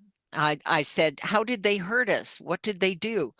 "I don't know. It just went beyond terror, beyond terror." So she goes up and she's taking a shower and I'm sitting on the commode and I'm asking her questions and she's not answering them. And she gets out of the shower and turns around to dry her foot off on the side of the tub. And her back is covered with welts like she's been whipped. And I said, "Oh my God, Diana, what'd you do to your back?" "Nothing." I said, "You've got welt marks all over your back." She said, "You're crazy." And she walked over to the sink and looked over her shoulder and she saw the welt marks. She said, "Oh my God." So she went and called her therapist. Her therapist said, "Take a picture of it." Mm-hmm. And we eventually got a camera, eventually took a picture, but by then it had faded a lot. But it was very affirming that she got triggered on my drawing that didn't mean anything to Yes. me. So now it at least told me I wasn't the only one. It wasn't in my head. I wasn't crazy, because Yes. she's in this too. Mhm. So before I go on any farther, I wanted to do another thing I've never heard talked about, and that's body memories. And this is a terrible picture. But now we are in December of 1994. I'm still in therapy. I was in Fred Gross Christian Therapy Program in Buena Park, California, which had to be shut down because they were molesting their patients. My therapist had come to see me. I spent 30 days here every year for 7 years. And she had come to see me, and we were talking, and I got a memory about bestiality. And it had to do with, um, John, there's somebody at the door, honey. It had to do with a Shetland pony. And during what I was remembering, the pony stepped on my foot. And because I was barefoot, even as a child, it created this large bruise on my foot. And so we went looking for a camera to take a picture of it, and you can tell it's a Polaroid shot. By Mhm. the time we got a camera, it's pretty faded out. You can barely see it here, but it did cover the whole top of my foot. Now, there was no pain. I didn't feel any pain. And it faded within an hour and a half, 2 hours. There was nothing there. Mhm. I had other bruises on my body that were real bruises that were there before and after this bruise came and went. Yeah. That's Um, how body memories do. They People have body memories. I've had smells. I've had marks on Mhm. my body. I actually had it's not so much a body memory as it is an experience with parts. I was doing a craft project and I burned my finger really badly with an uh, glue gun and got a great big blister about the size of a bean on my finger and it hurt like crazy and I had ice on it for hours. I finally went to bed that night. I got up the next morning and there was nothing there. It was gone. And I turned Wow. to my husband and I said, "Man, that ice just really did a job. Look, there's nothing there. It's completely healed." 10 days later, I woke up and the blister was there. The pain Yes. was back. For 10 days, I had no blister. I had no pain. I had no burn. And then all of a sudden, it was back. And now it just went on and healed normally. But that shows you the power of the mind. Some of my parts need glasses, some of them don't. Some of them have trouble walking, some of them don't. One of my really little ones can't find her mouth with her fork yet.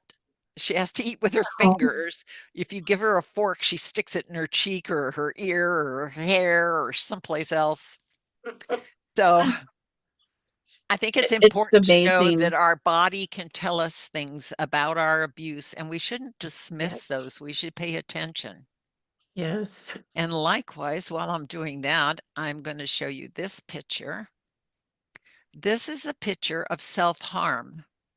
I did this to myself. A part of me did this to me. It happened after John and I had an argument where he hurt me very badly, and I didn't feel like he loved me. John is my Mm. husband, and I was crushed. And a part of me that hates me came out and tried to destroy me, scratched me, cut me, bruised me, and they wound up calling 911 and picking me up and taking me away. Ha ha ha ha. And so I Mm. spent a couple days in the emergency room and in the hospital on a 72-hour hold. It's not uncommon for people who have suffered even less trauma than SRA, Yeah. um, any kind of trauma, to hurt themselves, want to hurt themselves. And it's very important to pay attention to these parts that cry out for help.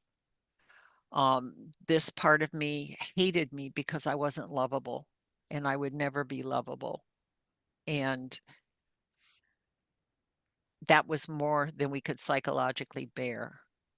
But even my husband, who has not been SRA or had that kind of trauma, recalls being really little, like 3 years old, and banging his head against the banister. Mm. So there's some kind of abuse or frustration that's going on in his life. That's not normal. That's telling you there's a problem. That's telling you to pay attention. So I just want to encourage people who do self-harm to know that they're not alone. This is something that happens, but it is very serious. Sometimes people use razor blades, sometimes they use curling irons, sometimes they hurt themselves very badly. They'll put their fist through a wall and break all the bones in their hand. So it's very important that we pay attention to the parts Mm. that might do us harm. Um, and I bring that up because that's not something that's usually talked about. Right. So here we are with too much trouble. And I love talking about too much trouble because I never thought much about her from the very beginning. I thought she was pretty quiet. I never heard anything about her. And she didn't have anything to give me. There weren't really many memories. It was pretty quiet. So all of a sudden, and we're back in 1995 now, and too much trouble starts to talk to me in my head. So on July 30th in the evening, for the past 2 days, I've been extremely depressed and having bouts of extreme fatigue. I think maybe I've gotten a memory. See, I'm not even sure at this point, and I'm already 6 years into therapy. Now my handwriting changes. Someone little being given one task to do after another, always failing, being degraded, not allowed to sleep or eat until she does it right, and of course, never doing it right. Constant berating, very suicidal, totally worthless, trouble, have to feed me, have to clothe me, but I can do nothing of value, not even the simplest things, no value. So these were just feelings I had. I didn't hear anything. I didn't see anything. It was just, if you asked me how I was feeling and I was going to be real honest, this is how I felt. On Mhm. July 31st, I get a little bit more. I've been feeling very dizzy. That happens when I've got a part that wants to come out and talk to me. I often get dizzy. Whatever was going on last night is still going on this morning. I'm trying to pursue handwriting changes again. Information from yesterday, and I'm starting to feel very tired again. I have parts of me that were programmed to put me to sleep to keep me from talking, but this part is probably too much trouble because she was sleep deprived. This morning, I feel like since I was useless, they threw me away, threw garbage in with me and rats, but rats didn't even want to eat me because they ate the garbage instead. Banging going on the garbage can. Don't go to sleep in there. You don't deserve to sleep. Only good girls get to sleep. So that's what I got that day. August 1st, rough day yesterday. Got the rest of the memory in therapy. Eventually, they kicked over the garbage can. And I'm going to stop there because I'm going to tell you the story that somebody in me wrote that tells the story of Too Much Trouble. I don't know who wrote it. I don't think it was Too Much Trouble. But my parts like to tell stories. So they like to tell once upon a time. Once upon a time, there was a little girl born into a very sick family. Her mommy came from a family that didn't know how to love, and her daddy came from an even sicker family. His mom and dad never loved him, and he wanted very much to have control because he never had any. And he wanted very much to have power because he never had any. And he wanted admiration and respect from others because he didn't feel like he ever had any of that either. So he got involved with a group of people who promised to give him those things. And because of his need being so great, he agreed to do things to get power and control and respect. At first, they were little things, but gradually they got bigger and bigger and more demanding. But his need was so great, it consumed him. By the time the little girl was born, he was so deeply involved that when the group demanded he give his little girl to them, he agreed. They didn't take her away from him, but they took control of her upbringing. They wanted to mold her to be like them. But in order to do that, they first had to destroy who she was. They were very knowledgeable. They used drugs, hypnosis, torture, and the very latest brainwashing techniques right out of Nazi Germany. Because, you see, the war had only been over for a few years. They worked very hard at destroying her self esteem, ability to trust anyone or anything. The tortures were so awful that in order to survive them, she had to create places in her mind to store the pain. So, as children sometimes do, she invented imaginary friends. And these friends agreed to hold the pain away from her so that she wouldn't have to think about it and she could go on being a little girl. These friends did their jobs very well, and no one who saw the little girl had any idea what was happening. Many of the friends were too hurt too bad for most people to even be able to listen to their stories. But there is one little friend who would like to tell you her story because as she shares it with you, then she doesn't have to hold it all alone anymore. This little friend's name is Too Much Trouble. It all happened one day when the lady in charge asked the little 3-year-old girl to string some brightly colored wooden beads on a long string like a shoestring. The lady was nice in making the request, and the little girl felt happy to comply. She was sure she could do it right, and so she set about stringing the beads one by one. When she was done, she was very pleased with herself and proudly took the string to the lady for inspection. The lady, however, was not at all pleased, and although no instructions had been given, she yelled and screamed at the little girl and told her to do it again. The little girl felt very scared and confused and ashamed. Nervously, she started to string the beads again, but alas, she did no better the second time. This time, the lady not only yelled and screamed, but she slapped her too and told her she wouldn't be allowed to eat until she did it correctly. With trembling hands and tears rolling down her little face, the little girl tried once again to do it right, and once again she failed. Now the lady told her that she couldn't sleep either until she did it right. Several hours later, the lady came to inspect the latest string. Of course, it wasn't right either. So, determining the child to be totally worthless, the little girl was thrown in a big aluminum garbage can, and the lid was clamped on tight. It was at this point that too much trouble was born. The little girl could no longer handle the pain of the worthlessness, so she invented a friend to take it for her.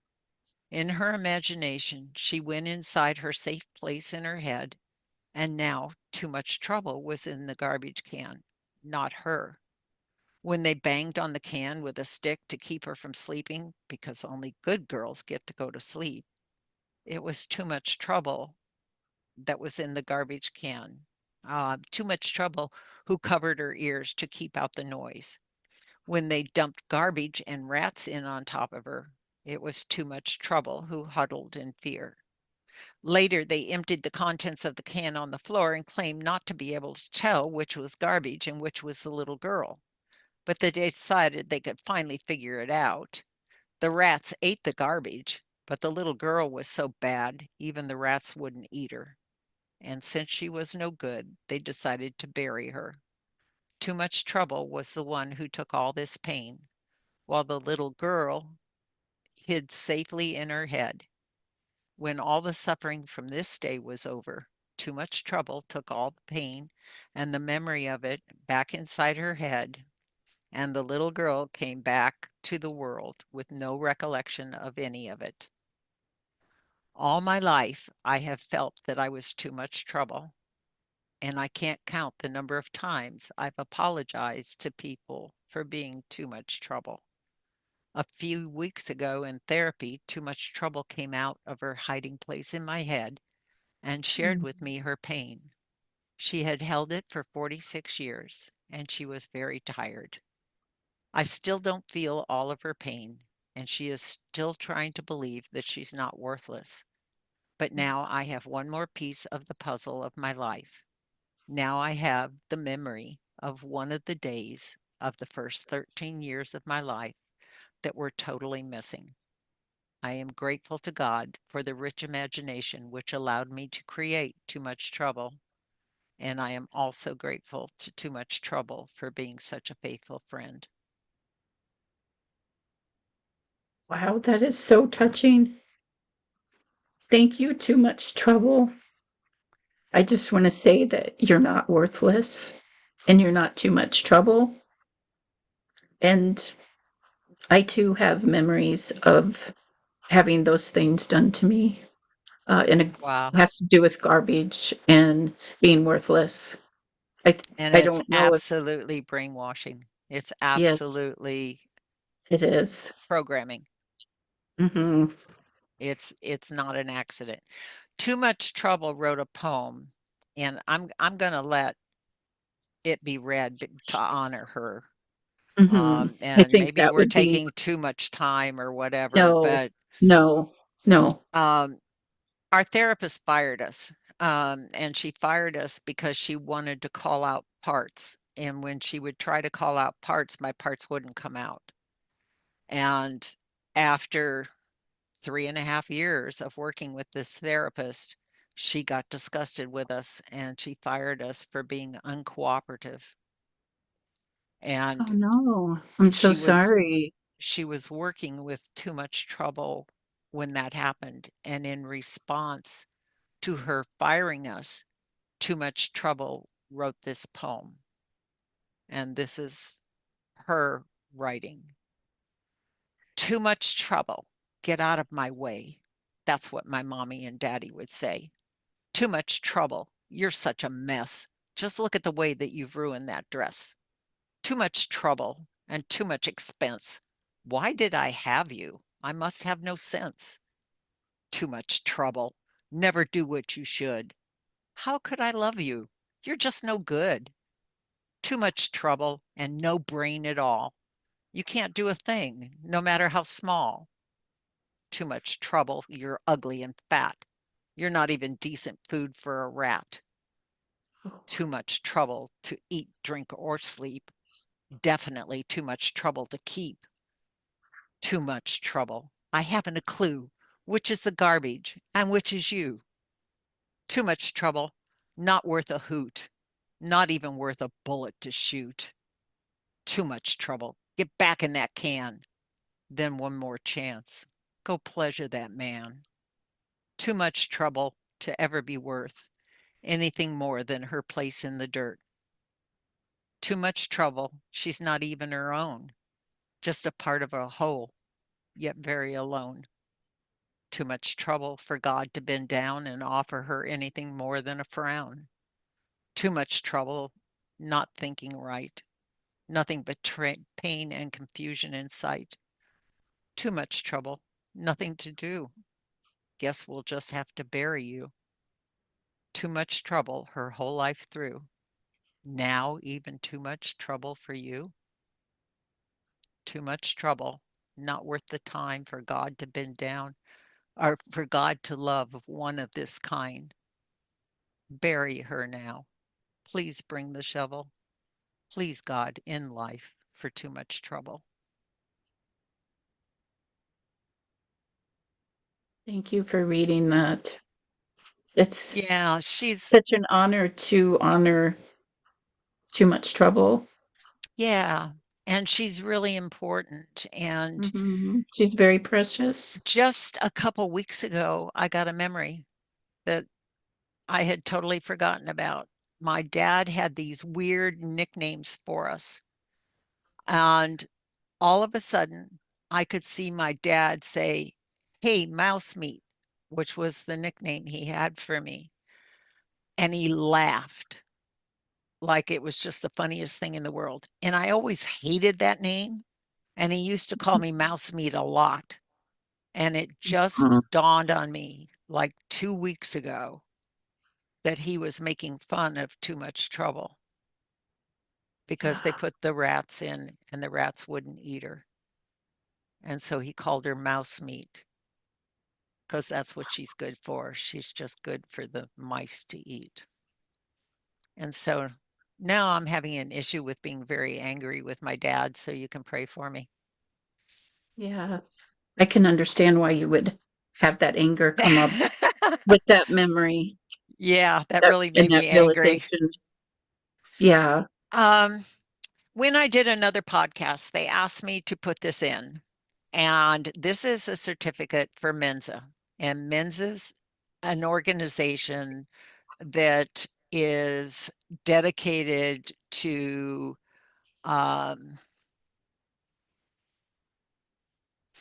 how do I perpetuating high IQs and people with intelligence and programs for people with intelligence, and it's a big deal. Mhm. And um, I qualify for Mensa. In fact, I'm in the top 1% in the world in IQ. Wow. I am not saying that to be braggadocious, but there's a couple things that when we're talking about dissociative identity disorder and multiple personality disorder and programming that do become important. I was given an IQ test when I was in 7th grade, and I believe that IQ test was used by the cult to determine whether or not I was to be chosen for the more difficult tasks that they can program. For some reason, a lot of programmers that I've researched talk about how people with high intelligence um, are more useful to the cult. They can do more Yes. things. Now, Very I true. do not want anybody looking at this certificate and saying, "Oh, isn't she braggadocious? She really thinks she's something." Because the brain that God gave me is no different than the brown hair or the green eyes he gave me. I had nothing to do with it. I didn't create it. I can't make it better. I can't make it go away. It's just part of who I am. Yeah. So this Yes. is not to my credit. It does not make me a better person. If anything, it may indicate why I was more abused, perhaps. And I don't even know that to be a factual statement at this point. I'm still doing research. Um, but some other people have thought it was important for me to put this in because a lot of survivors think they are less than, that Right. because they were tortured, they were abused, they were held in contempt, Right. that they somehow are not as smart as, they're not as good as. And I want survivors to know that that is absolutely false.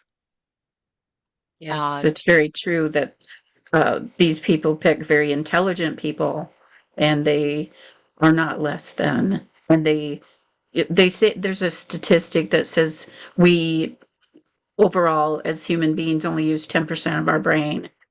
And I think these people that do mind control, they tap into the mind uh, and access the different parts of our brain that where our intelligence is, and they um, cultivate the different things to be mhm. used for their gain and their benefit. Yeah, But people with really high IQs are supposed to be very good at having photographic memories, which is mm, one of the things they program cult victims to do. I have a part that had to memorize where all the children for sacrifice were kept, how many boys, how many girls, and where they were located. And she couldn't tell anybody. She was just used mm, when the ritual came around. She would lead the car that was picking up the child or children for the sacrifices, and she knew where they were. And she was the only one that knew where they were, um, which probably means they had programmed me really well to keep secrets. I remember um, one of my memories has to do with not telling. And um, they took me, I don't know how old I was. I think I was probably like 7 or 8. But I was nude and I was on the floor on all fours, and they were doing very perverse sexual things to me. And um, I was being made to write about it in detail as they were doing it. And then they would stop and make me stand up and read the details of what they had done to me. Then they would belittle me, humiliate me, degrade me, and make me go back down on all fours and do it again. And from time to time, they would step upon the hand I was writing with, and they didn't step hard enough to break any bones, but it really hurt. And yeah. it just went on forever. It was just rinse and repeat, on and on and on. Uh, so that was part of the don't tell programming. Hmm. Another part of the don't tell programming was when they gave me a doll, and the doll was going to be my best friend, and I loved the doll. I took it everywhere with me. I took it to bed with me. I took it everywhere. And I'd be playing with the doll, and then a man would come over and he'd say, "The doll told me that you wanted some ice cream." And of course, that was true. I always wanted ice cream. So What I thought child the doll wouldn't? told him, and they would give me ice cream. And then he would come over and he'd say, "The doll says you need to go to the bathroom." And I did. So I became convinced that the doll would tell them everything I was thinking or feeling. So I could not think or feel anything against them without severe punishment, because they would come to me and say, "The doll says that you think we're mean," and then I would face some horrendous torture or something. Hmm. So that again was another way of programming me not to tell, and also not to trust. Never trust anyone. I can't even trust this doll that I love so much. So that went Yeah. away. I'm My s- therapist at one point asked me to do some art therapy. Um, I don't have very much. I've got very little. This is a drawing that I think represented the basement in my house where bad stuff happened and kids were sacrificed and animals were sacrificed. Um, it's very much SRA, but it doesn't really mean anything to me. I don't really have a memory of it. It's just something that popped in my head. But how does something like this pop in your head if you've no experience with it? I right. I never read any books on this stuff or anything. This is a picture of the pain that survivors hold. Mhm. And it's so many tears that it forms an ocean with a little sailboat sailing in my tears. Mhm. And the tears are coming from the upside down star that's in my eye that's showing what's going on in my brain behind my eye, all the abuse and the ritual stuff and the lies and all that kind of stuff. This picture was done after a nightmare. Um, I've had many memories where I believe I was being told not to respond emotionally to pain or torture, but just to take it and to even enjoy it. So I was told to laugh at my pain, not only mine, but other people's. So I never had a Raggedy Ann doll, never really liked them. But this drawing was done after I had had a nightmare that I had been stabbed in the chest and I was dying. And the legs are spread apart because we were always used sexually. Hands tied up because a lot of bondage was used. This is supposed to be a knife, although it's probably a very poor drawing of a knife, but it goes into my chest to the hilt. And in the meantime, I'm just supposed to lay there and take it with this smile on my face and the blank stare in my eyes, and it's all okay. That's what I'm for. Just go ahead and use me. So that's what that one's about. This one is one of the most graphic. This was in the basement. Um, Pulleys were mounted from the ceiling and eye bolts were put in the floor and children were suspended upside down. This one's being raped with a crucifix. Jesus loves you. The person's wearing an upside down crucifix. Um, a lot of pick up your cross and follow Jesus. A lot of you've got to suffer in order to please Jesus. Um, Jesus is doing this to you because on the crucifix, there's, on a Catholic crucifix, there's a figure. It's not a cross, but it's got the figure of Jesus still nailed to the cross. So Mhm. Jesus is actually the one hurting me all the time. So there was a lot of programming against Jesus, against God, that they weren't good, they didn't love us, that sort of thing. This is one of the worst memories I had. My therapist insisted that I write it down. Uh, I didn't want to. I put it off for a long time. But at her insistence, I eventually just quickly wrote as fast as I could to get rid of it. I was so ashamed of this memory. Um, and it was one that was very emotional. Many times I get memories and I don't have any feeling about them at all.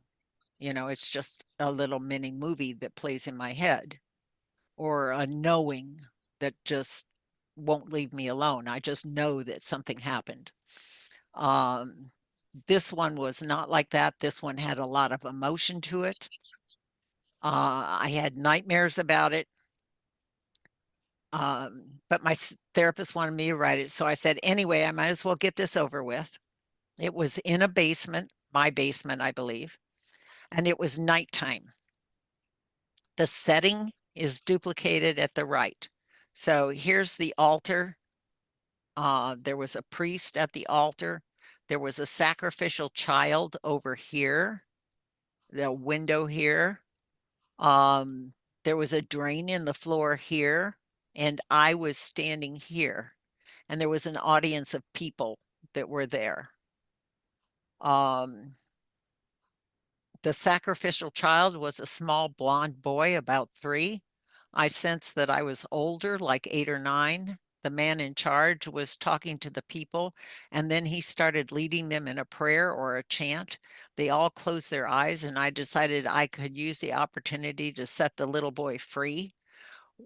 What I was going to do after that, I have no idea, for surely there was no escape. I started crawling quietly on my hands and knees over to the little boy. So I was crawling over this way behind the altar.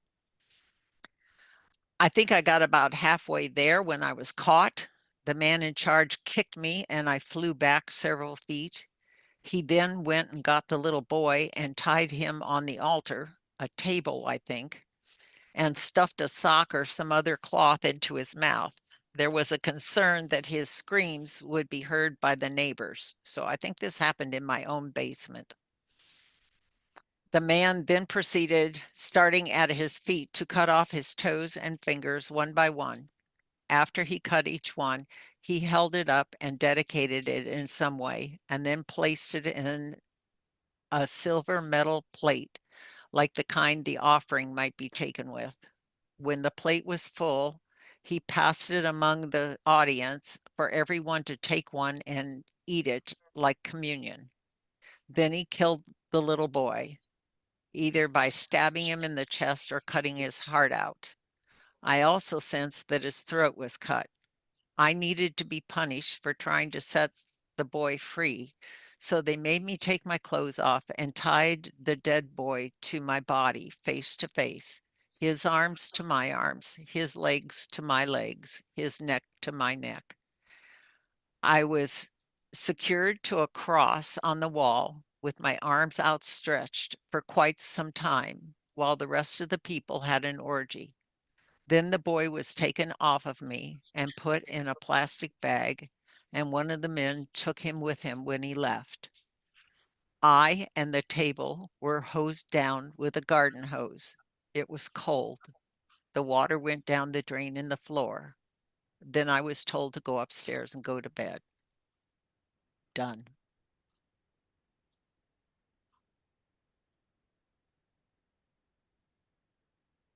That's quite a memory, Anita. Yeah.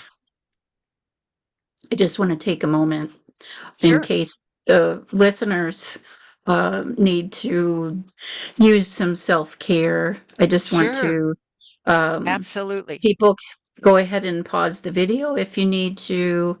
I think of survivors who I know that sometimes when I'm watching something and I kind of like have that freeze response. Hmm. And so just want to give the survivors out there just a permission, I guess, to Sure. unfreeze, to do what they need to do for Absolutely. themselves. Take care of Um, yourself. yes. Be good to yourself. And if Mhm. it's triggering, turn it off. It's not Yeah. worth watching if you're getting triggered. These So, things can be so validating. And because a lot of times people shy away as survivors from sharing details like that because of fear of triggering others. But I know that each one of us is very, with what we've been through already, that's already happened in the past. I know that there's always a part of us that can handle it. And I trust the Lord too that um, when somebody is going to watch something, He's going to protect them and give them what they mhm. need. And sometimes He even will let people know, well, don't watch this. There's something, that's going to be hard to hear or whatever. And you already did a really good job with that, Anita, like preparing the people for, the graphic material. Yeah, Yeah, it's very important that you take care of yourself. And the purpose of sharing the graphic material isn't to horrify you or make you think terrible. It's to show some people who have similar memories that they're not alone and their memories are real and it's not made up and it's not junk and it's not stupid and it's not, I think too often when the memories are really graphic, people think, well, that's too far-fetched. That couldn't really happen. Nobody would ever really do that. And I just want to validate those people that want validation and tell you that yes, that does happen. I do believe that my parts actually went through this. I don't believe this is made up. No. Um, I believe this is true. And if you have similar memories that you're dealing with, I want you to know you're not alone. And yes, it can be. It's not too awful to be true. It's never too awful to be true. So, yeah, definitely take the time to take care of yourself. Is a very real thing that's actually done to like solidify the programming to not tell is Mhm. to have us write down in detail, and I had to do this too, write down in detail what happened, and I mean in very detail, Yeah, yeah. so that then it's like in our photographic mind or in our memory, we're supposed to somehow switch that off and turn it off so that we won't remember and we won't tell.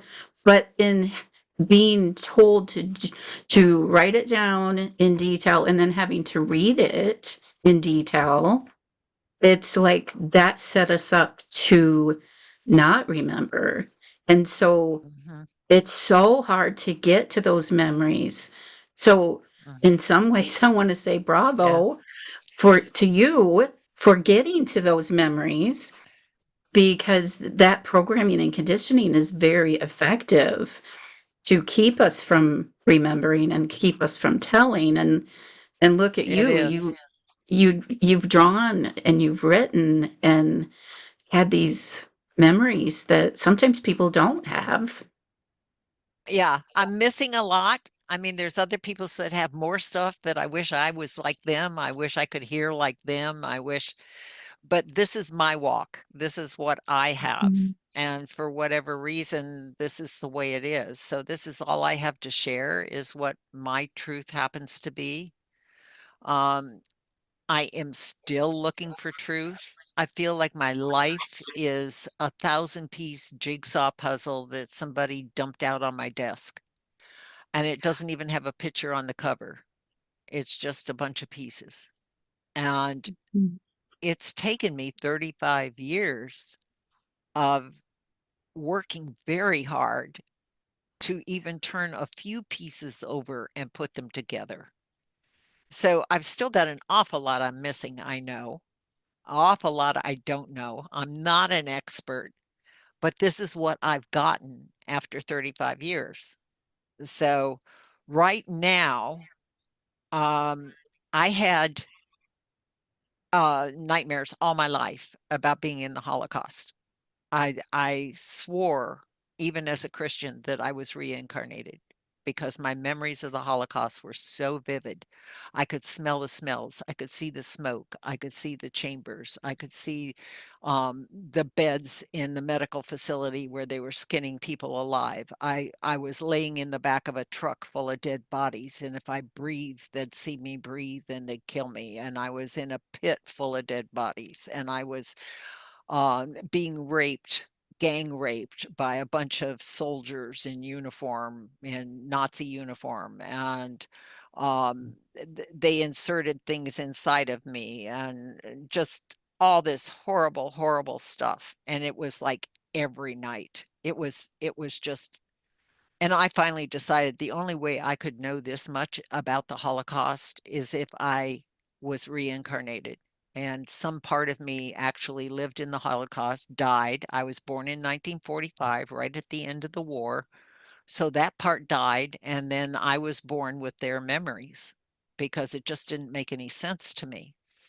And finally, when I was in my 60s, I called my sister and I was telling her about these horrible memories that I had never mentioned. And she said, "Oh, well, that's because of what Dad did." And I said, "What?" She said, "Yeah, what Dad did, remember?" I said, "No, what did Dad do?" She said, "Dad sat us down for hours and showed us reel to reel tapes of the Holocaust and slideshows and described what was going on in all these different situations and stories about people um, that they had written about what their experience was like in the Holocaust. And he made us read the Diary of Anne Frank over and over again. And that's actually a programming thing that I Wow. didn't know anything about. And after she told me that, I never had another nightmare about the Holocaust. Never. But now that I'm this point in my healing, I'm trying to figure out, how did my father get all this information about the Yeah. Holocaust? How did he get the reel to reel? How did he get all the slideshows? How did he get all this stuff that he had, where he made us three kids sit down and listen to this stuff? And so that's what's got me going in the direction of Operation Paperclip and MK Ultra and the CIA.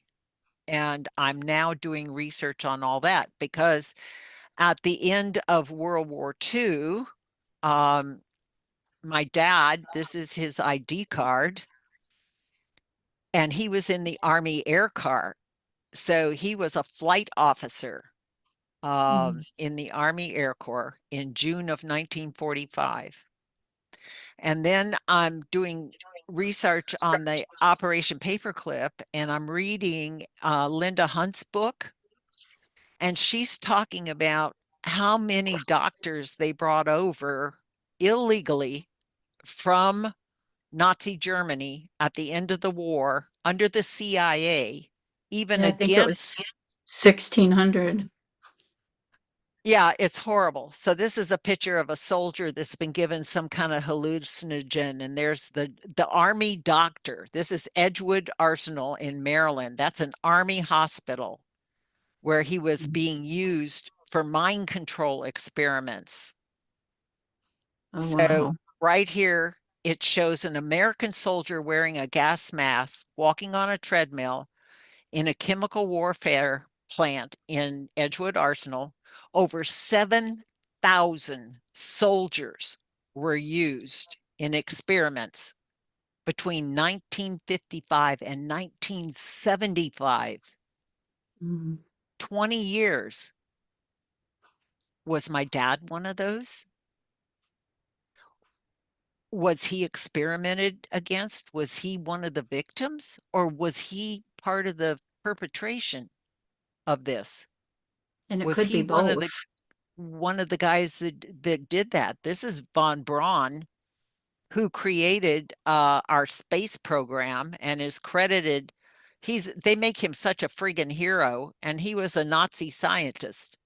And yeah, he got us so that we were way ahead in the space age, but he was horrible. And Mhm. he has a NASA science center down in Huntsville, Alabama. I lived there for a year and a half. And at the Kennedy Space Center in Camp Canaveral, Florida, but in Huntsville, Alabama, there is a space camp where they take kids. And I have heard more than one person say they were molested in this space camp that von Braun created in Huntsville, Alabama, which is there today. So this is another soldier, an American soldier entering a gas chamber. Um, the chamber was used in experiments to expose humans to toxic chemical warfare agents like mustard gas and nerve gas. And this is the prologue from her book. And she says at least 1,600 scientific and research specialists and thousands of their dependents were brought to the U.S. under Operation Paperclip. Hundreds of others arrived under the other two paperclip-related projects and went to work for universities, defense contractors, and CIA fronts. The paperclip operation eventually became such a juggernaut that in 1956, one American ambassador characterized it as a continuing U.S. recruitment program which has no parallel in any other allied country. I knew about the So, 1600 scientists and researchers, but I mhm. didn't. This is the first time that I heard about that they brought their dependents over with them. Yeah, it's huge. It's just absolutely huge. And nobody talks about it. Nobody I knows know about it. Our CIA is so corrupt. Our they government are. is so corrupt, and we don't know that. Nobody knows that, And so now in doing my research, I'm hearing survivors talking about being taken to military bases and programmed in military bases. And so I'm at a point in my healing where I'm trying to find out for sure, because I have no proof, but I would like to know for sure if my dad was involved in this Operation Paperclip thing, because I can't figure out why he was so fascinated with hypnosis and he knew so much about it. Why was he so fascinated with the Holocaust and he knew so much about it? Where'd he get all that material? I mean, they didn't Yeah. just pass that out to anybody. That was top No. secret stuff back then. So I am not well yet. I'm still working on my healing. I'm still working on what I can do. Um, I'm but the I'm same getting way. better. I'm the same way. And It's like we can do a lot during the process of still healing. yes, and with whatever time God gives me, my life's goal is to help other survivors and people who are supporting them and to shine light in the darkness and to honor God, to glorify the Lord in whatever way I can.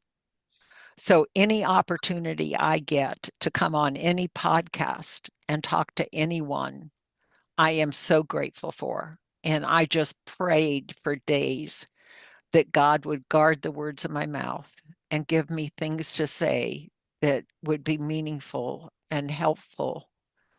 And before I sign off, I'd like to share something that I found on Etsy, which is not a good website, by the way. You can hire witches on Etsy to place I curses on know people. So I'm it's not horrible. advising anybody to go there. Um, but I did go there before I knew this, and I found this lovely little poem that means so much to me, and I want to share it with your audience. And they can copy it or do whatever they want. I don't know where it came from. I don't know who wrote it, so I can't give credit, or I gladly would. But it says in the Bible, it rained for 40 days and 40 nights. Day 41 came, and the rain stopped. Moses committed murder and hid in the desert for 40 years. Year 41 came, and God called him to help rescue Israel. Moses went up on the mountain for 40 days. On day 41, he received the Ten Commandments. The Israelites wandered in the desert for 40 years. Year 41, they walked into the promised land. Goliath taunted Israel for 40 days. Day 41 came, and David slew him. Jonah preached a message of repentance to Nineveh for 40 days. On day 41, God stopped his plan to destroy them. Jesus fasted and was tempted for 40 days. Day 41, the devil fled. After his resurrection, Jesus appeared to his disciples for 40 days. On day 41, he ascended into heaven. All this to say, don't quit. The rain will stop, the giant will fall, and you will enter your promised land. Don't give up at 40. 41 is coming. Wow, that's awesome. I love that.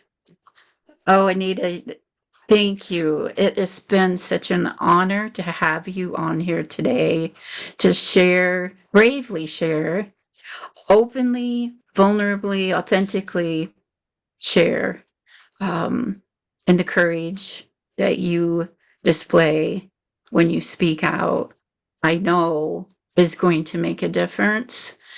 And I feel like you're like this light that shines in such a dark area of life that a lot of people don't even know exists.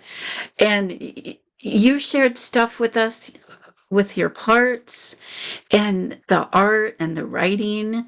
It definitely shows the giftings that God has given you to like write your amazing book. And I want you to share again what the title of your book is so people can get Oh, it. okay. I have to just go back to that. Yeah, if you don't have the title of the book as well as my name, you will not be able to find it. Yeah, It's been on Amazon a couple years now. And so if you want to find it, you have to put in Turn Around My Child by Anita Anderson. And my husband and I read it because it encourages us with how active God has been in our life, how many times he has saved our butt, how he has mm, taken things that were bad and turned them into good. And it's just so encouraging for me. So I don't know if anybody else will read it or not, and that's okay with me. It's God's, and he can do what he wants with it. I But love how you it is shared. very gentle and it's written at about an eighth grade level. So it's a very easy read, it's a quick read, and hopefully it's encouraging. I love how you shared um, some trauma that you know that you shared today. But I love how your book is it shows the miracle that you are, and that every Oh, survivor thank you. is, and it shows the good that God did in your life, and that is what He does. He takes the pain and he turns it into purpose, and he takes what Absolutely. Satan meant for evil and he brings good to There it. is So nothing you endure that is not used. There it has purpose, it has meaning, and God is using it to make you better, a better person, a better Christian, make you stronger. I don't know what he's doing in your life, but I know that not a tear you have shed, not a pain you have gone through, not a heartache that you've endured is wasted. He saves our tears in a bottle. He cares so much about everything that happens to us. And I am delighted to say that I am a warrior of the Most High God, and I would not be the warrior I am today if I had not walked the path I walked.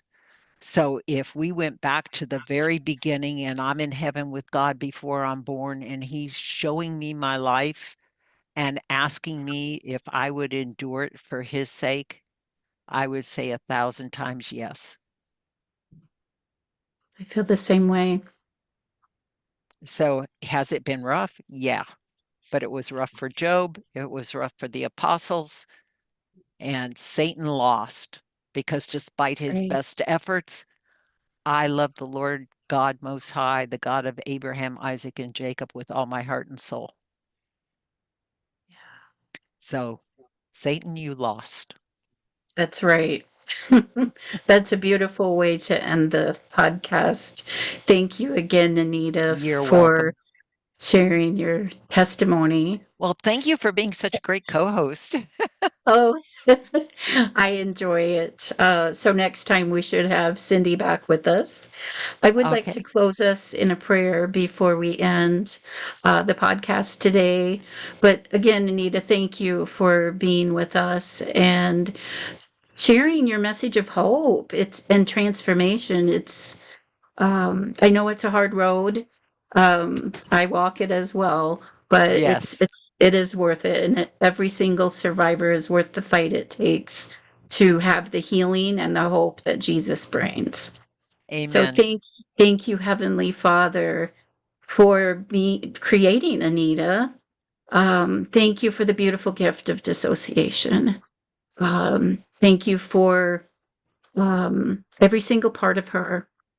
Thank you, Lord, for being her strength and her healer. And we ask that you continue to heal her and bring more wholeness. And thank you for all the research that you're helping her to do so that she can not only have the answers that she seeks, but that so can others. And thank you for her life that shine and your life that shines through her.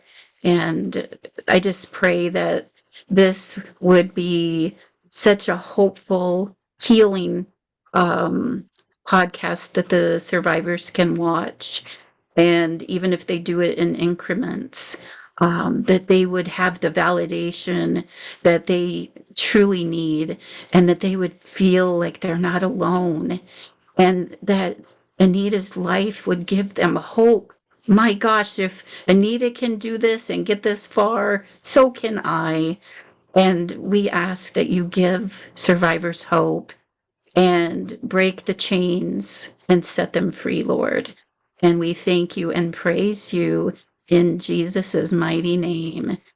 And thank you for listening. This Amen. has been Anita Anderson. And how can people connect with you if do you have I would any? love to hear from people if they have questions or comments or anything for me. You can give them my email address.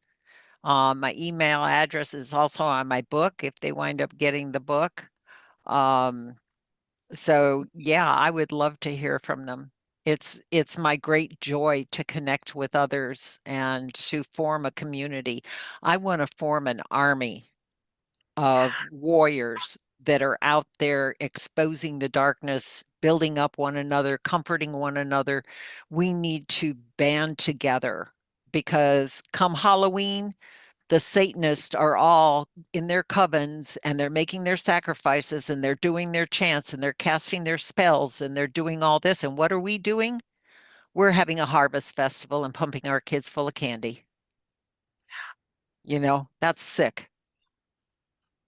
We need to be It is. warriors. This is serious business. This It is life and is. death. It Oh, is. yes. Amen and amen.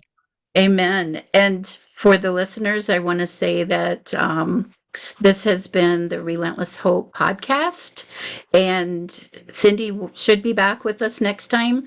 But so that you can find resources, go to relentlesshopeforyou.org. And there's also the other podcasts on that website and also on the YouTube channel. So thank you for listening and thank you for being with us, Anita.